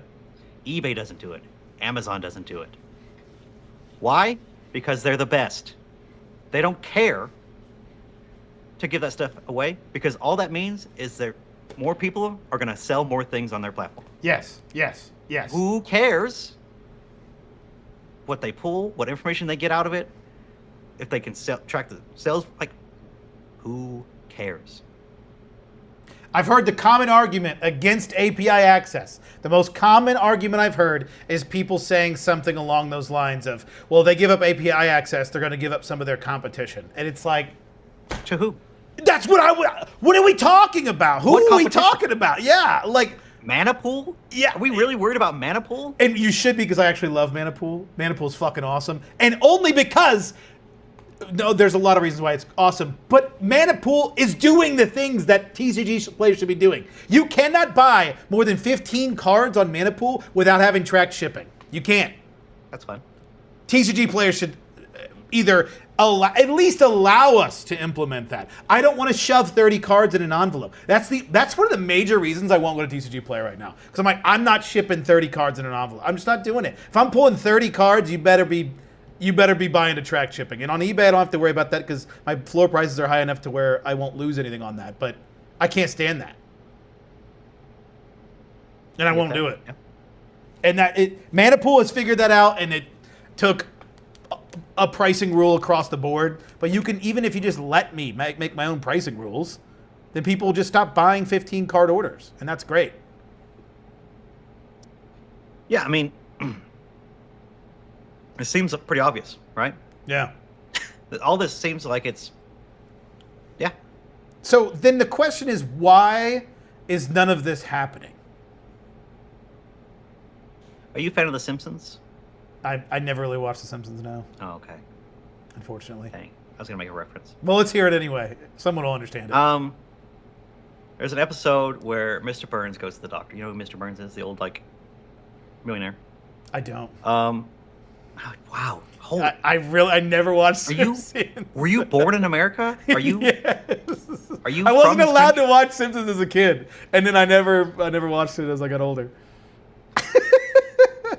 An old millionaire goes to the doctor Yeah. and wants to know what's wrong with him. And the doctor comes back and says, "You actually don't have anything wrong with you. You're in perfect health. But it's because of Three Stooges syndrome. All the diseases are trying to get into your body all at once, and they're getting clogged in at the door, so that nothing is able to go through to actually make you sick."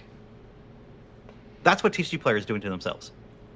All this stuff they're working on all at the same time, and they're trying to figure out what to do. Spinning all these teams, all these people that are working on stuff, all the other things, everything, all at once. We're trying to do it all at once, and nothing ever gets done. Nothing. Because all these teams take forever to do it, and if pricing has to adjust something on their end, well, they got to talk to the inventory guys, and they got to talk to the catalog team, and they got to do all these guys have to go back and forth between all these silly little things. It's taking them so long to implement anything because everything's trying to be worked on all at the same time. Mm-hmm. Because they want to release a full product, right? They want to release something all the way done. They don't small incremental steps is what we need. Constant, but small, but constant improvement is all we need. I don't need a full-fledged brand new pricing algorithm right this second. Mm-hmm. Make mass price do some logical things. Make it to where it solves some of these issues. Don't just allow it to continue to keep doing things and do things incorrectly. If you would fix some of these things, just small little things. All these other companies like SourceSwift and all these other little programs, all these little plugins, all this stuff, it goes away because you fixed the problem. There's no incentive for them to do it anymore because it's not the value, the off-platform value isn't there. I don't want to have to go to SourceSwift to do anything. I will because they have great tools and it does all the thing, and it's a modern platform that is doing all the things I need a modern platform to do. If they took all that stuff and either gave them API access or just put it in-house and actually did it and implemented the things, I don't have to go over there anymore. Yeah. I'd much rather do stuff in-house. I don't want to use SourceSwift to buy cards and scan cards in. But QuickList sucks. Yeah. Actually, QuickList is great. QuickList for what it is, for my use, is good. But there's no innovation there. There's never going to be innovation there. They're done. So all this little tweaks and all this the time it's taken them to tweak all these different little things to scan and identify and the other things that are trying to sunset QuickList. Small incremental steps to get us there. I don't want to use something that's worse. So get us to a baseline. But I don't need all these functions right this second. If you don't give me tracked envelopes with integrated shipping, I'm okay. With the idea that we'll get there eventually, right? Or hopefully, right? Yeah. But some sort of incremental progress has to be shown to show that you are paying attention and you're listening. Because otherwise, yes, we're going to abandon ship, we're going to jump, and we're going to use a platform that actually is listening. That when I say, hey, I need this, it's 2 hours and they have a fix or some build out that's done. It's not, it's on the roadmap. Yeah. Yeah. The worst thing of this roadmap goes to 2045 and it's on the roadmap. I don't know where it is, but somewhere along that. If we head down this road, we'll get there eventually. That's not going to cut it. It doesn't cut it anymore because you have too much pressure from all these other companies. Yeah. And so I would say, like, don't worry about putting out the best thing ever. Just put out something. Mm-hmm. Something to make my life easier. Something that when I go ship orders, I don't go, God damn it, I gotta go to stamps, I gotta do all this stuff, I gotta copy and paste, I have all this, I have this plugin to show me that this one has to be tracked and this one is cheap enough not be tracked. I have like a color coding like plugin for me to like tell me and my employees about which one. This one's expedited, this one's in store, you know, all these things, that quality of life stuff. I was like, hey guys, this would take a coder half an hour to change how many colors are being shown based on the number in this field. It wouldn't be hard. But I asked that 3 years ago. Do something. Show me that you care.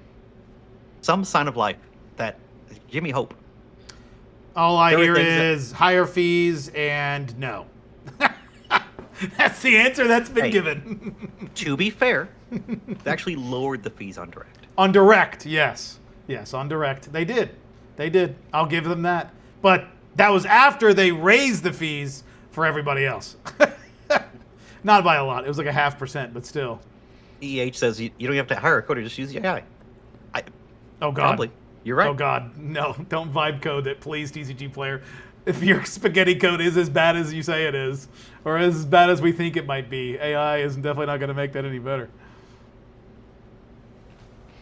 Well, that's crazy. Maybe one of these days we will wake up to an announcement of TCG player doing something impactful. I am fighting the good fight. I promise you. I am doing my absolute best to get them to do some actual impactful changes.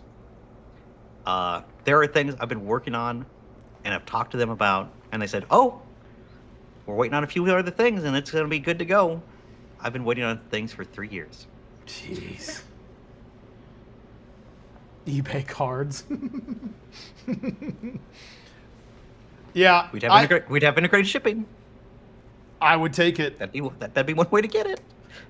I would take it. I've also heard movement. But I feel like that's what everyone hears. Like you hear about things that might happen. I've heard of discussions happening. And it's just like, okay, we'll see. And so I'm there right now. I'm imagining it's what probably you were hearing 3 years ago. So maybe I shouldn't hold my breath when I hear about these things, because it's like, well, we see it in 2029, 2030 if we're lucky. Sure. Yeah, I mean,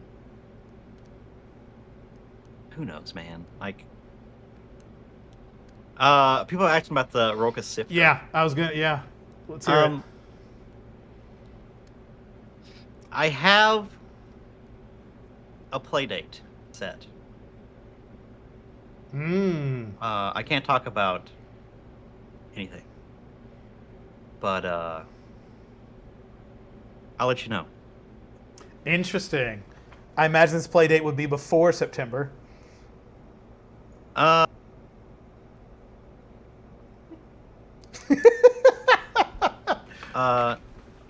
Impact of the bulk market. That's a good, great question, Racer. That's actually a pretty fun question. Oh yeah, let's hear it. What do you think the impact's going to be? Is it going to be the end of the world, as some have said? Yeah, I've said it. I've pitched it as much. It's either going to be the greatest thing that we've ever had as far as listing and selling on TCG Player, the highest level of quality of life that we've ever had, improvement since they've been purchased by eBay, or it's going to be the worst thing we could ever imagine. It's going to ruin bulk. Any sort of margins are going to be pinched out even further, and there'll be 30,000 copies of a card listed from every seller under the sun that has one of these. Yeah. It's going to be one of those two things. There will be no in between.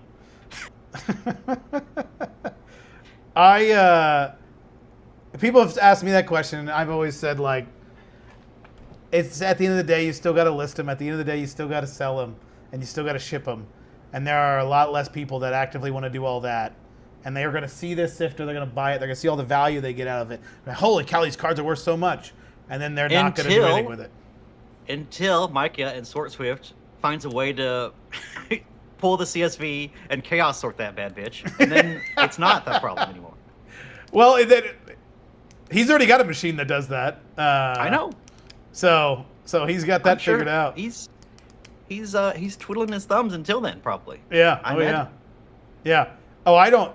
Someone said we're never getting them.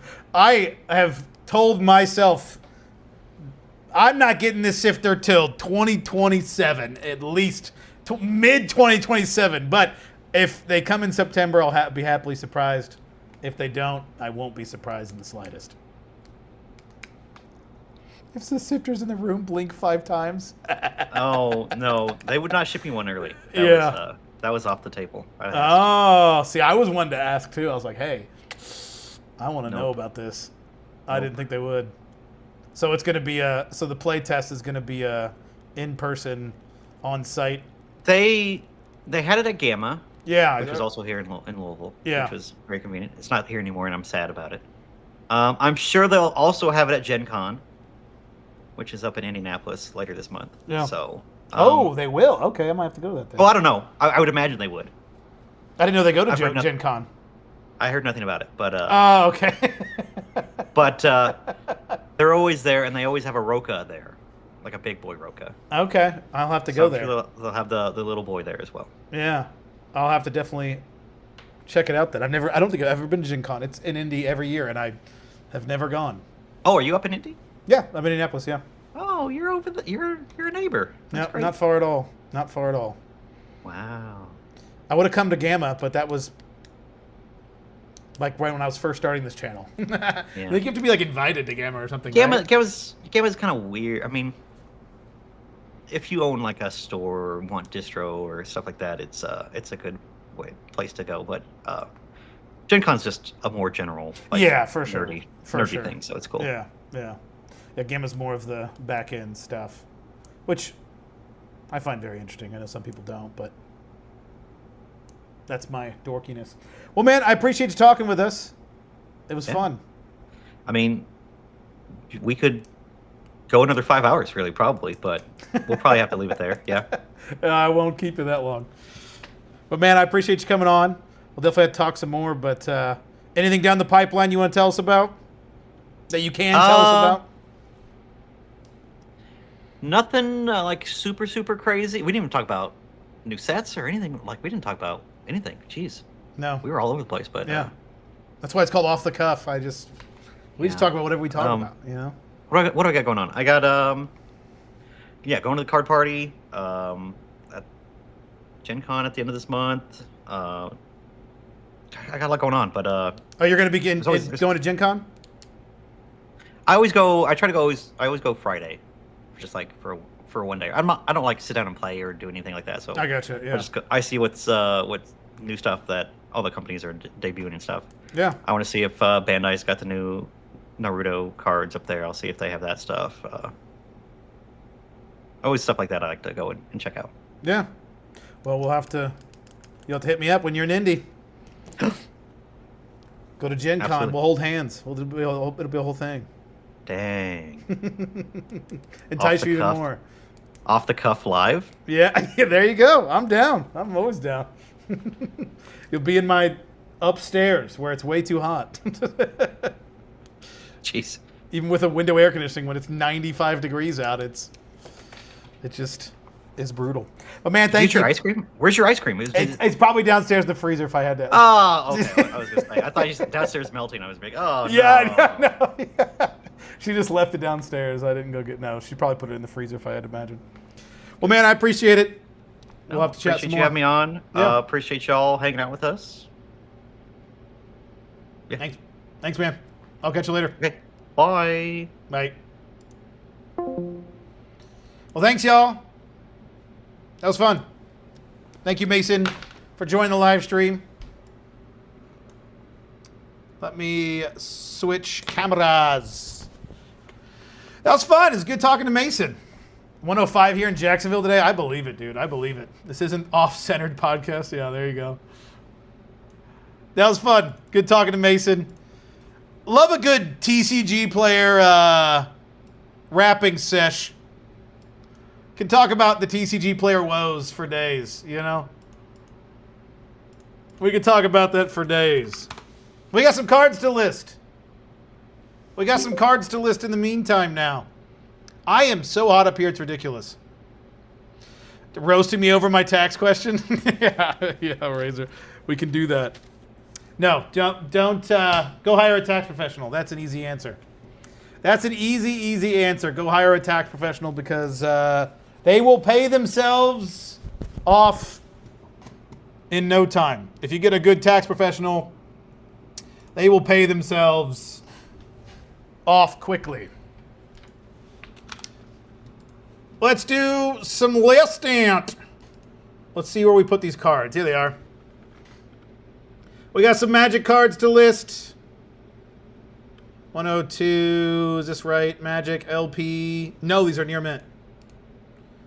There we go. How about that Pitch Black? 15 ETBs, 25 bundles, and 9 booster boxes came in today. Holy shit, Forgotten. That's awesome. What the hell? Where'd you order those? That's like distributor levels. If you get a bad tax professional, they'll pay for themselves with your own money. Yeah, that's true.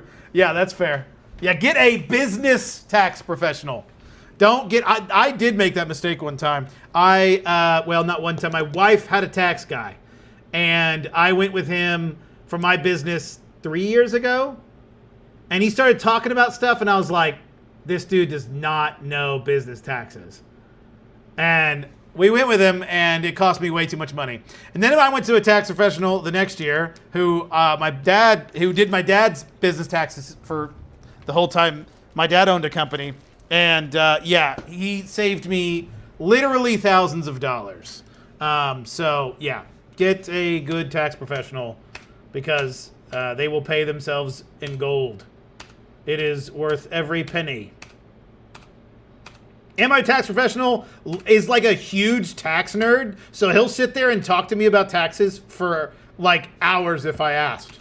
Like he will literally, I'll call him and we'll be on the phone for an hour, and he'll just nerd out to me about taxes and the different ways you can do things and how actually insanely like open-ended taxes can be. You'd be amazed. You'd be amazed at like how loose our tax laws are in America.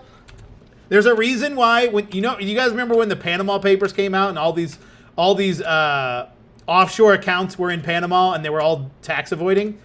You don't have to do that in America. There was a reason that no Americans were really in the Panama Papers, because you can avoid taxes legally. It's fucking wild. This is not tax advice, but it is. We have some weird ass tax law, and that's how taxes work in America. We also have tax havens in America, which is quite disturbing. AC can't keep up at 75 with it set at 71. Yeah, I've got my window unit set at 68, and it's definitely not 68 in this room. But granted, I do have the door open, which I should close the door.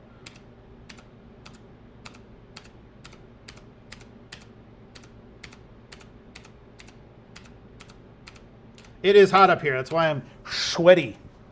Sweaty balls.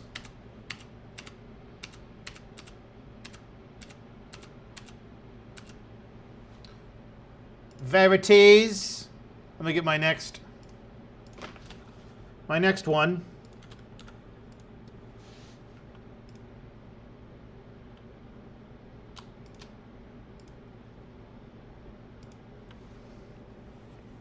Already done. I had someone figure out my mom's trust, life insurance, and everything. Before that, wife and I went to the library every year because old people did them for free.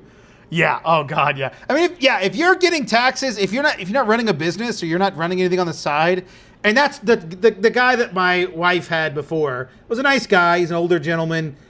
That's what he wanted. He wanted someone to give them 2 W-2s and do the taxes. You know what I mean? They didn't, or W-4s or whatever they are, for as a salaried employee or an hourly employee or whatever. Like that's what he wanted. When I handed him my business taxes and was like, here's all the money that came in, here's all the money that went out, here are my expenses, here's the different ways in which the different slots in which they go, he was just like, well, what about this? And what about this? What about that? I'm like, dude, you're asking too many questions. Like, these work how I have them, and it was a huge hassle. And then I told my wife, I was like, okay, we're not going with him next year. We're gonna go with my tax guy that is gonna know what he's doing, and he's gonna help me save a lot of money. And yeah, last year I think I got a tax return. In fact, I know I got a tax return, which is crazy because we did good money in my business last year, but we still got a tax return. Distribution, I'm a store. Oh, yeah. I keep forgetting that, Labyrinth. I'm sorry. Wonder how much other stores are being allocated. I'm literally seeing locals to me in OKC with more steel before release. That's crazy. Do you have your spend up? How long have you had your store, Labyrinth? Random energy card and that MTG stuff. It's just to keep them separated between the next bin that I have. So that's all I have them there for. They're just there to separate by bin.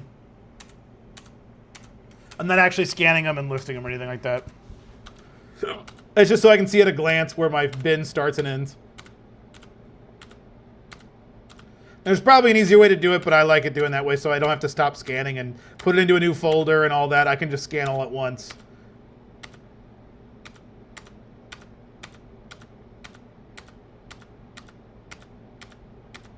See, TCG player, look at how good this is. It hasn't missed one out of all these cards.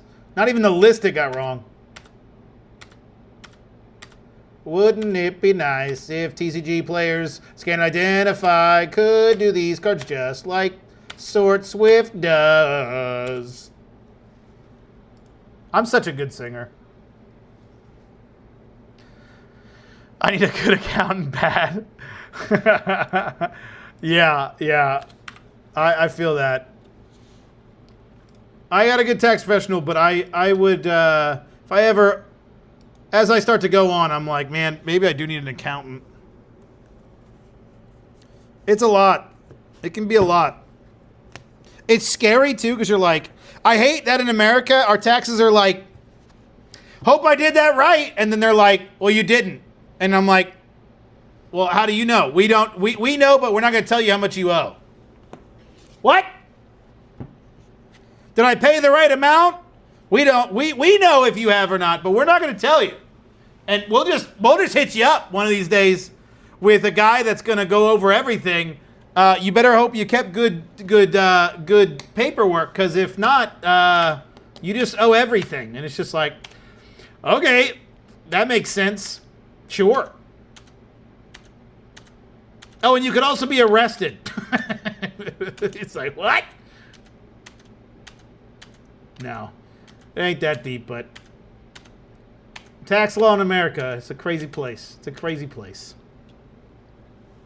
Went to Walgreens this evening and they had one pack of DBS Fusion World, the only pack in the whole store. I had a feeling I pulled a full alternate with MP of 4242. What? That's awesome, Bruce. Hell yeah. I have never opened up any Dragon Ball Z, and I wish I could. I've never seen them in the wild. I've opened Riftbound. I've never even opened One Piece either. I never see them. Oh, we found one that was wrong. We finally found a wrong card. 402 is the number.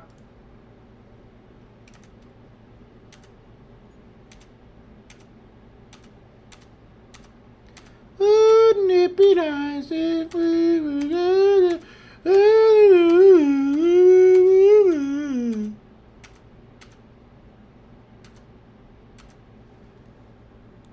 We're a year and a half old, ordered 50 ETBs, got 15, got 20 last set, so we're falling a little. That's crazy. That is crazy. High accuracy is great, but the free scans are really bad. I get like 60% accuracy, and even then I scan multiple of the same card in a row, only half of them are right. Yeah, the free scans definitely need to get better. I mean, the free scan is bad enough to where you shouldn't use it. Like it, I thought it was going to be better. It's brutal. It's brutal. It works well on Magic, it seems, but on Pokemon, it's pretty bad. So it's like not even borderline unusable. It is unusable. If 70% might as well be 0%. I mean, for it to be reliable and quick enough for what you want to do, it needs to be like 90, at least 90%, if not 95%. Or else you're going to spend so much time correcting it that it's just not even worth your time.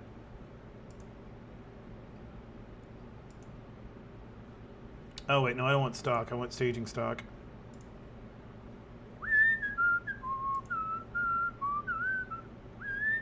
Oh, let me reprice. Only time you'll know if they did it right is if someone shows up wanting to see paper receipts for the last 10 years. Yeah. I see them from time to time, but not normal games, so usually just pass them up. And same with OP. Just had a weird feeling. It was like, F it only costs $6. Yeah, I'd do it. It'd be pretty cool. Oh, guys. Oh, I forgot to tell you. The last live stream, we talked about how I sent off my first CGC submission, and it was stuck in Indy, and I was really scared that it got stolen/lost. All good. It got there today. God bless America. It got there. I was so scared. I will never, ever, ever look at my shipping and where it's at ever again before it gets there. I will never track my shipping. I will never think about it. I'm just going to ship it and then never look at it, because if I wouldn't have even looked at it, if I would have just ignored it, I would never have been so stressed like I was the last 2 days thinking that my packages were just gone. I thought for sure they were going to be lost, and I was screwed, and I was stressing for no reason because it got there just fine today. But it just got stuck in Indy until it was in Oregon for CGC Fanatics. And it scared the hell out of me. But for no reason, I shouldn't have even looked. Had I not looked at that, I would have never have known and assumed it was going to get there.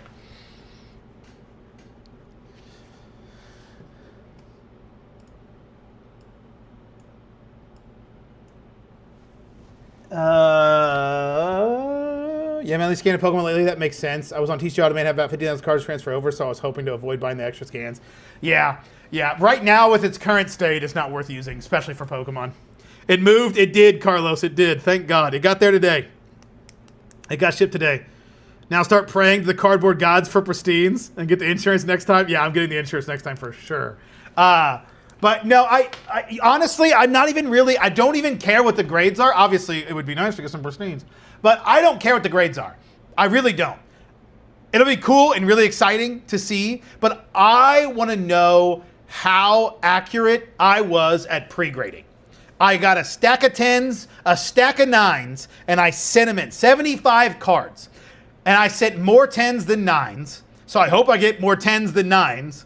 But I just wanted to see what it took to get a 10, what it took to get a 9, potentially even worse. I sent one card that I know won't get a 9 or a 10. It was the Dark Raichu that I actually got returned from somebody who bought it on eBay. I'm hoping for a 7. I'm hoping for a 7 on that. If it gets a 7, it's basically going to make me like $20. But more so, I just wanted to see if it's going to get a 7, which would still make it near mint, by the way. And then I would be I feel like that would give me more validity because people were giving me shit when I got that back. They were saying it wasn't near mint. I was like, this is absolutely near mint. So if it gets a 7, it was near mint. If it gets a 6, well, that was wrong. So I'm curious to see on the low end. But I really just want to learn. That I told my wife this yesterday when I hadn't seen the updated shipping. I was like, you know, what's frustrating, my poor wife has to listen to me talk about things she absolutely doesn't give a flying fuck about, but she's a sweetheart and listens to it all day long. I was telling her, since she cared so much, that I was like, it's not that I lost a package that has, $2,000 worth of cards. Obviously, I don't want to lose that package. That's $2,000, and that's nothing to snuff about. But the thing that would have been really upsetting had that package gone missing was I want to learn. Like, I want to use this as a learning experience, and all it would do is then push back that learning experience further out. And that was what really would have bothered me had that package been gone. So the fact that it wasn't made me really happy that I'm like, okay, good. In hopefully 3 to 4 weeks, we'll get these grades back, maybe even 6 weeks, however long it takes. We'll get them back, and we'll learn a lot, and then we'll start knowing what we can send off and what we can't. I might send a second submission before this one gets done, but it depends. I'm getting a big package from Japan that's going to probably have a lot of gradable cards, so I might just send them off and just say screw it and do 2 submissions worth of learning, but we'll see. Low value cards I wouldn't look, but higher value cards I would look to make sure I knew where it was. Yeah, I mean, that's the thing. I mean, it was a huge order, but I just if I wouldn't have looked, I wouldn't have been stressed. It's like, I'll look when it becomes a problem. I'll look on the day after and I'll see, did it get there? No? Okay, now I'm worried. But I looked the night I sent it, and it was like, it's in Indianapolis shipping. I hope it goes somewhere. And then it didn't move for 3 days. So I was like, I'm just panicking for no reason. Did you see your Fanatics? Fanatics. And I've heard Fanatics is about a 4-week turnaround. So we'll see if that stays true. My wife was mostly the same, but now she has to work as a gamester with me. Yeah, exactly. I'm told that 8 or 9 holds the raw value. Anything lower, it drops a bit. Yeah. I mean, I don't imagine even a 7 would really... I would basically just break even on my grading cost for the Raichu that I sent in, but I just wanted to see what it would get. And it's a cool card. I think I might even just keep it. If it just gets like a 6, I'll probably just keep it. We actually got about 1,000 Japanese Pokemon today. 10 or more booster boxes of tariffs were non-existent. Thank goodness. Hell yeah. That's awesome. What did you get in Labyrinth? I'm actually in the market for some Japanese booster boxes. I was thinking about possibly buying a booster box or two to crack open and grade. Curious what you got. Might have to buy from you. Why haven't I had having Fazoli's? Fuck yeah, Fazoli's is awesome. Thank you for the awesome stream, fan. I'm sorry for the stupid question. I'm still here. No, it's not a stupid question, Razor. That was a great question. It's just a question that I get a lot of stupid answers to. Didn't you get grades, though, 24 hours, not just the cards? Don't you get your grades, though, 24 hours, not just the cards? What do you mean, JP? The 8-9 rule is mainly for modern. Vintage generally gains a bit after a 7. Yeah, exactly. Yeah, this is a vintage card. Be nice to show case grades. Be nice to show case grades. What do you mean by that? End up holding value in grading? No. The cooler? No. I mean, not yet. I don't know. Nobody knows. Nobody fucking knows. But one, I don't think subgrades are that great. Personally, I don't like subgrades. It overcomplicates things, in my opinion. Is it like subgrades and then you get a main grade is how PCG works? Or is it just subgrades? For one. And two, it's so hard for a grading company to break into a market as large as PSA and the smaller part CGC that I don't know how it would be possible. But I'm all for it. Like, I'm all for people trying to make it. But, like, I personally am not going to be a guinea pig. I will use PCG when it starts to become sellable. But right now, if you go as a business, you can't use PCG. You just can't. You cannot. Because your cards will be significantly slower selling. People are saying that about CGC. Imagine the next best one, which is probably Beckett or maybe Tag, in regards to like sales velocity. And then, so it goes like PSA, massive jump down to CGC, massive jump down to like Tag or Beckett, and then another massive jump down to PCG. Like it, you can't as a business. If you want to as a personal like grading, then do it. But like as a business, I don't see how it makes any type of sense. To PCG and USPS took 2 weeks to get it there. They were graded in 6 days and sent back through USPS another 2 weeks to get it back. That's crazy, Bride. PCG did that quick, 2 weeks, or did 6 day turnaround. That's crazy. And a final grade, the subgrades determine the overall grade. Yeah. When they're all 10s. Yeah, of course. I don't know. I don't like subgrades. I don't know. I don't find value in seeing the subgrades personally. So I just don't. Let me look at PCG slabs. Because if I remember right, I also just thought they were kind of ugly. Yeah. I'll be honest, these PCG slabs are kind of ugly. In my honest opinion. It's just not very, like, ugh. Let me tell you, if I collected anything, it'd be pristine CGC slabs or Tag slabs. If anyone's got any competition with Tag, because Tag is by far the best. No one's close. Aesthetically speaking, of course. Tag has got the best, and it's not close. But CGC with their new pristine labels, mwah. Oh my God. I love these so much. I love them so much. But PCG, no, ugly. That is ugly. That boy be ugly. That boy be fugly.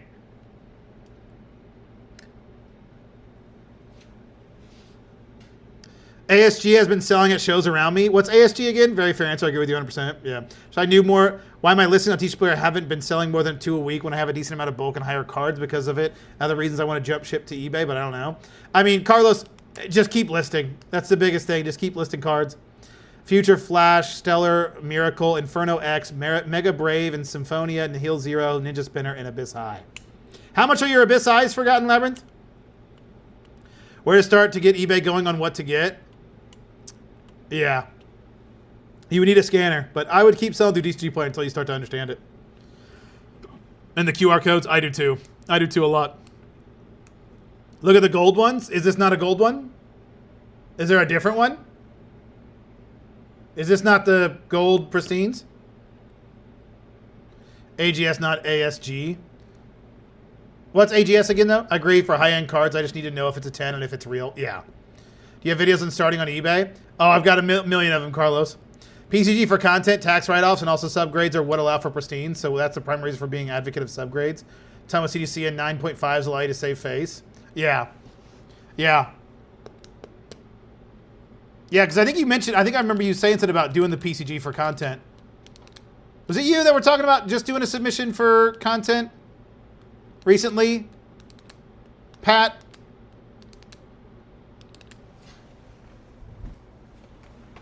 Love Tag. Can't wait for them to reopen all levels. Yeah, Tag is really nice. But I imagine Tag has got to be the harshest of all the grading, right? Like, you can't get away with sending cards and hoping for 10s on Tag, right? So the Gengar Cosmo Hollow CDC Pristine 10 at the price I wanted, and it was so satisfying. Hell yeah, that's awesome. What'd it go for, Steel? Well, hell if I know. 6 a pack, I think. 6 a pack. Oh, you sell them by the pack, Labyrinth? I was going to buy it by the booster box, but yeah, obviously you want that for your store. I'll probably just buy it online somewhere. Have you seen ARS out of Japan? I love Tag, but they make cards look like art in a gallery. I've heard about this, and I need to look it up. ARS Japan grading slab.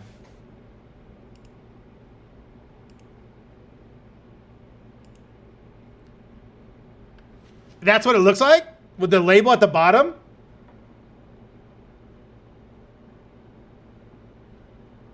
Interesting. Yo, that's clean as shit.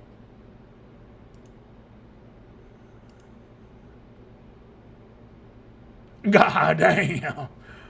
That is clean.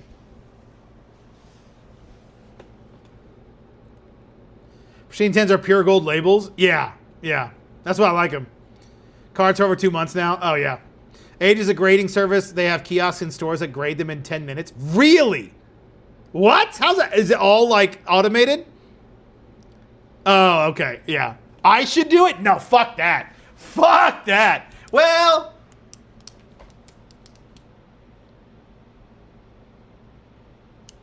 yeah, I can see myself eventually doing it for the content side of things. But, yeah, I don't know. It would be kind of cool to do it for some content. But I would love to... Damn, Pat, why'd you say that? Pat, I thought you meant you were doing it, so I don't fucking have to.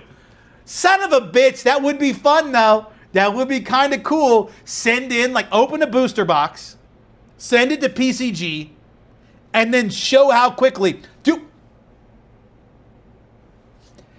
Open 2 booster boxes. One you do through CGC, one you do through PCG. Get them both back, compare the grades, list them online, see which one sells better. Damn it, Pat. Why'd you have to say that? You're supposed to do this, man. Come on. Don't make me do this. Flawless 10s, I mean. Oh, flawless 10s. What's a flawless 10? In PCG? Flawless 10 PCG? What's a...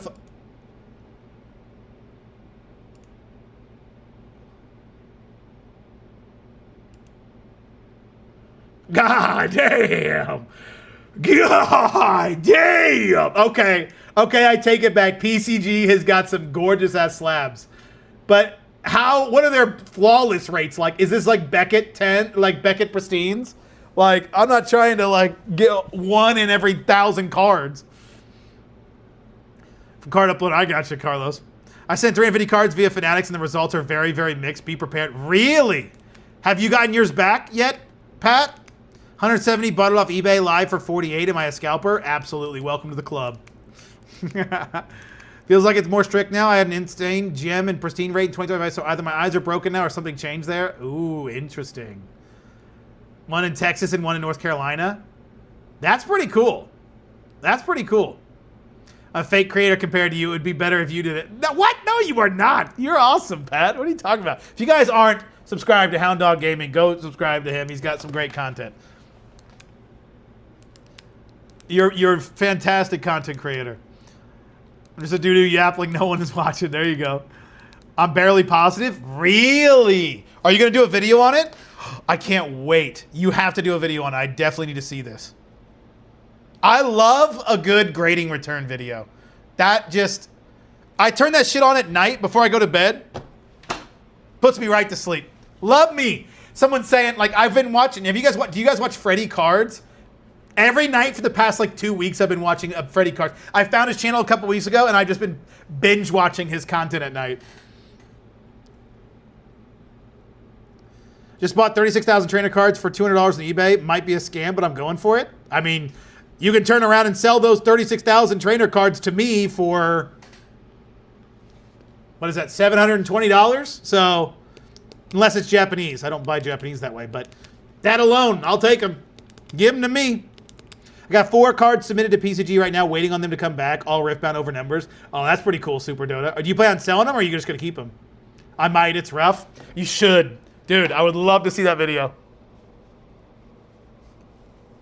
I would love to see that video. What was your 10 rate? Like 10 and pristine. What was your gym rate? Do you know? Explain to me how Fanatics works. Explain it like I'm 5. Yes. Fanatics is CGC. Did I miss anything? There. You submit it like it's CGC, but it's a separate facility that do all their own grading through it.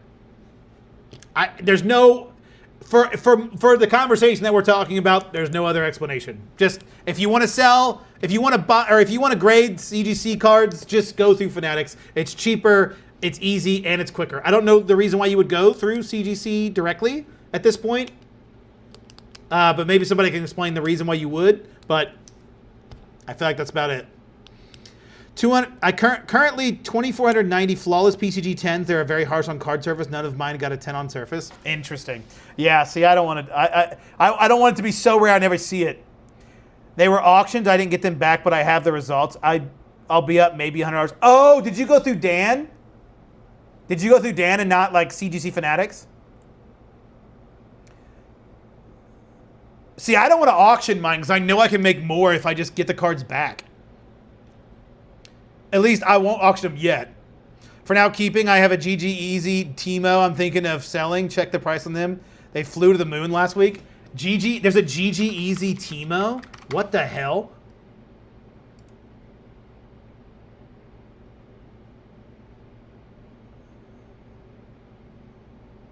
Where do you see GG Easy? Am I stupid? Or is it just like... Oh, in the background. I'm a dumbass. It's literally in the background of the photo. It's like, where do you see GG Easy? It's literally in the background. That's a sick-ass card. Holy hell. $526? What the hell? They sell so few of them, though. That's a sick card.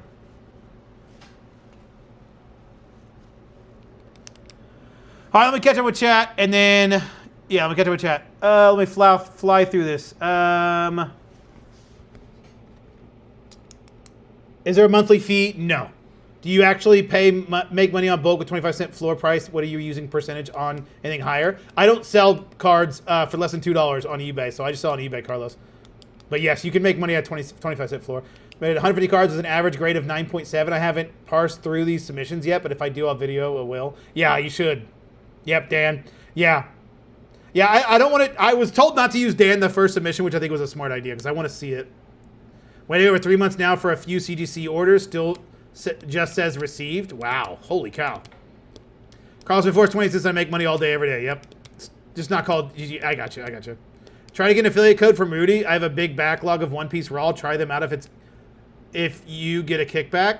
Yeah, no, I mean, I will definitely do the affiliate code thing. I think he just hands them out to anybody. So yeah, I'll do an affiliate code if I end up doing a video on it. It'd be cool. You have to pay for them to ship back to you or sell them on Fanatics. You have to pay to have them shipped back. It's like 3%. Bedtime for the kids. Later out. Hey, Pat. Later. It's like 3% of the card value, but it's basically just to insure the package on the way back. So you pay 3%. It's $10, and then you pay 3% for the cards on the way back. Don't make them anymore either. That's pretty cool. That RAR, that bulk on TCG player. Oh yeah, that RAR. Yes, yeah, he does. Okay, I gotta head out, y'all. I appreciate you guys being here. We'll be live next week at the latest, potentially sometime this weekend. But yeah, thanks guys. I hope you guys enjoyed chatting with Mason. But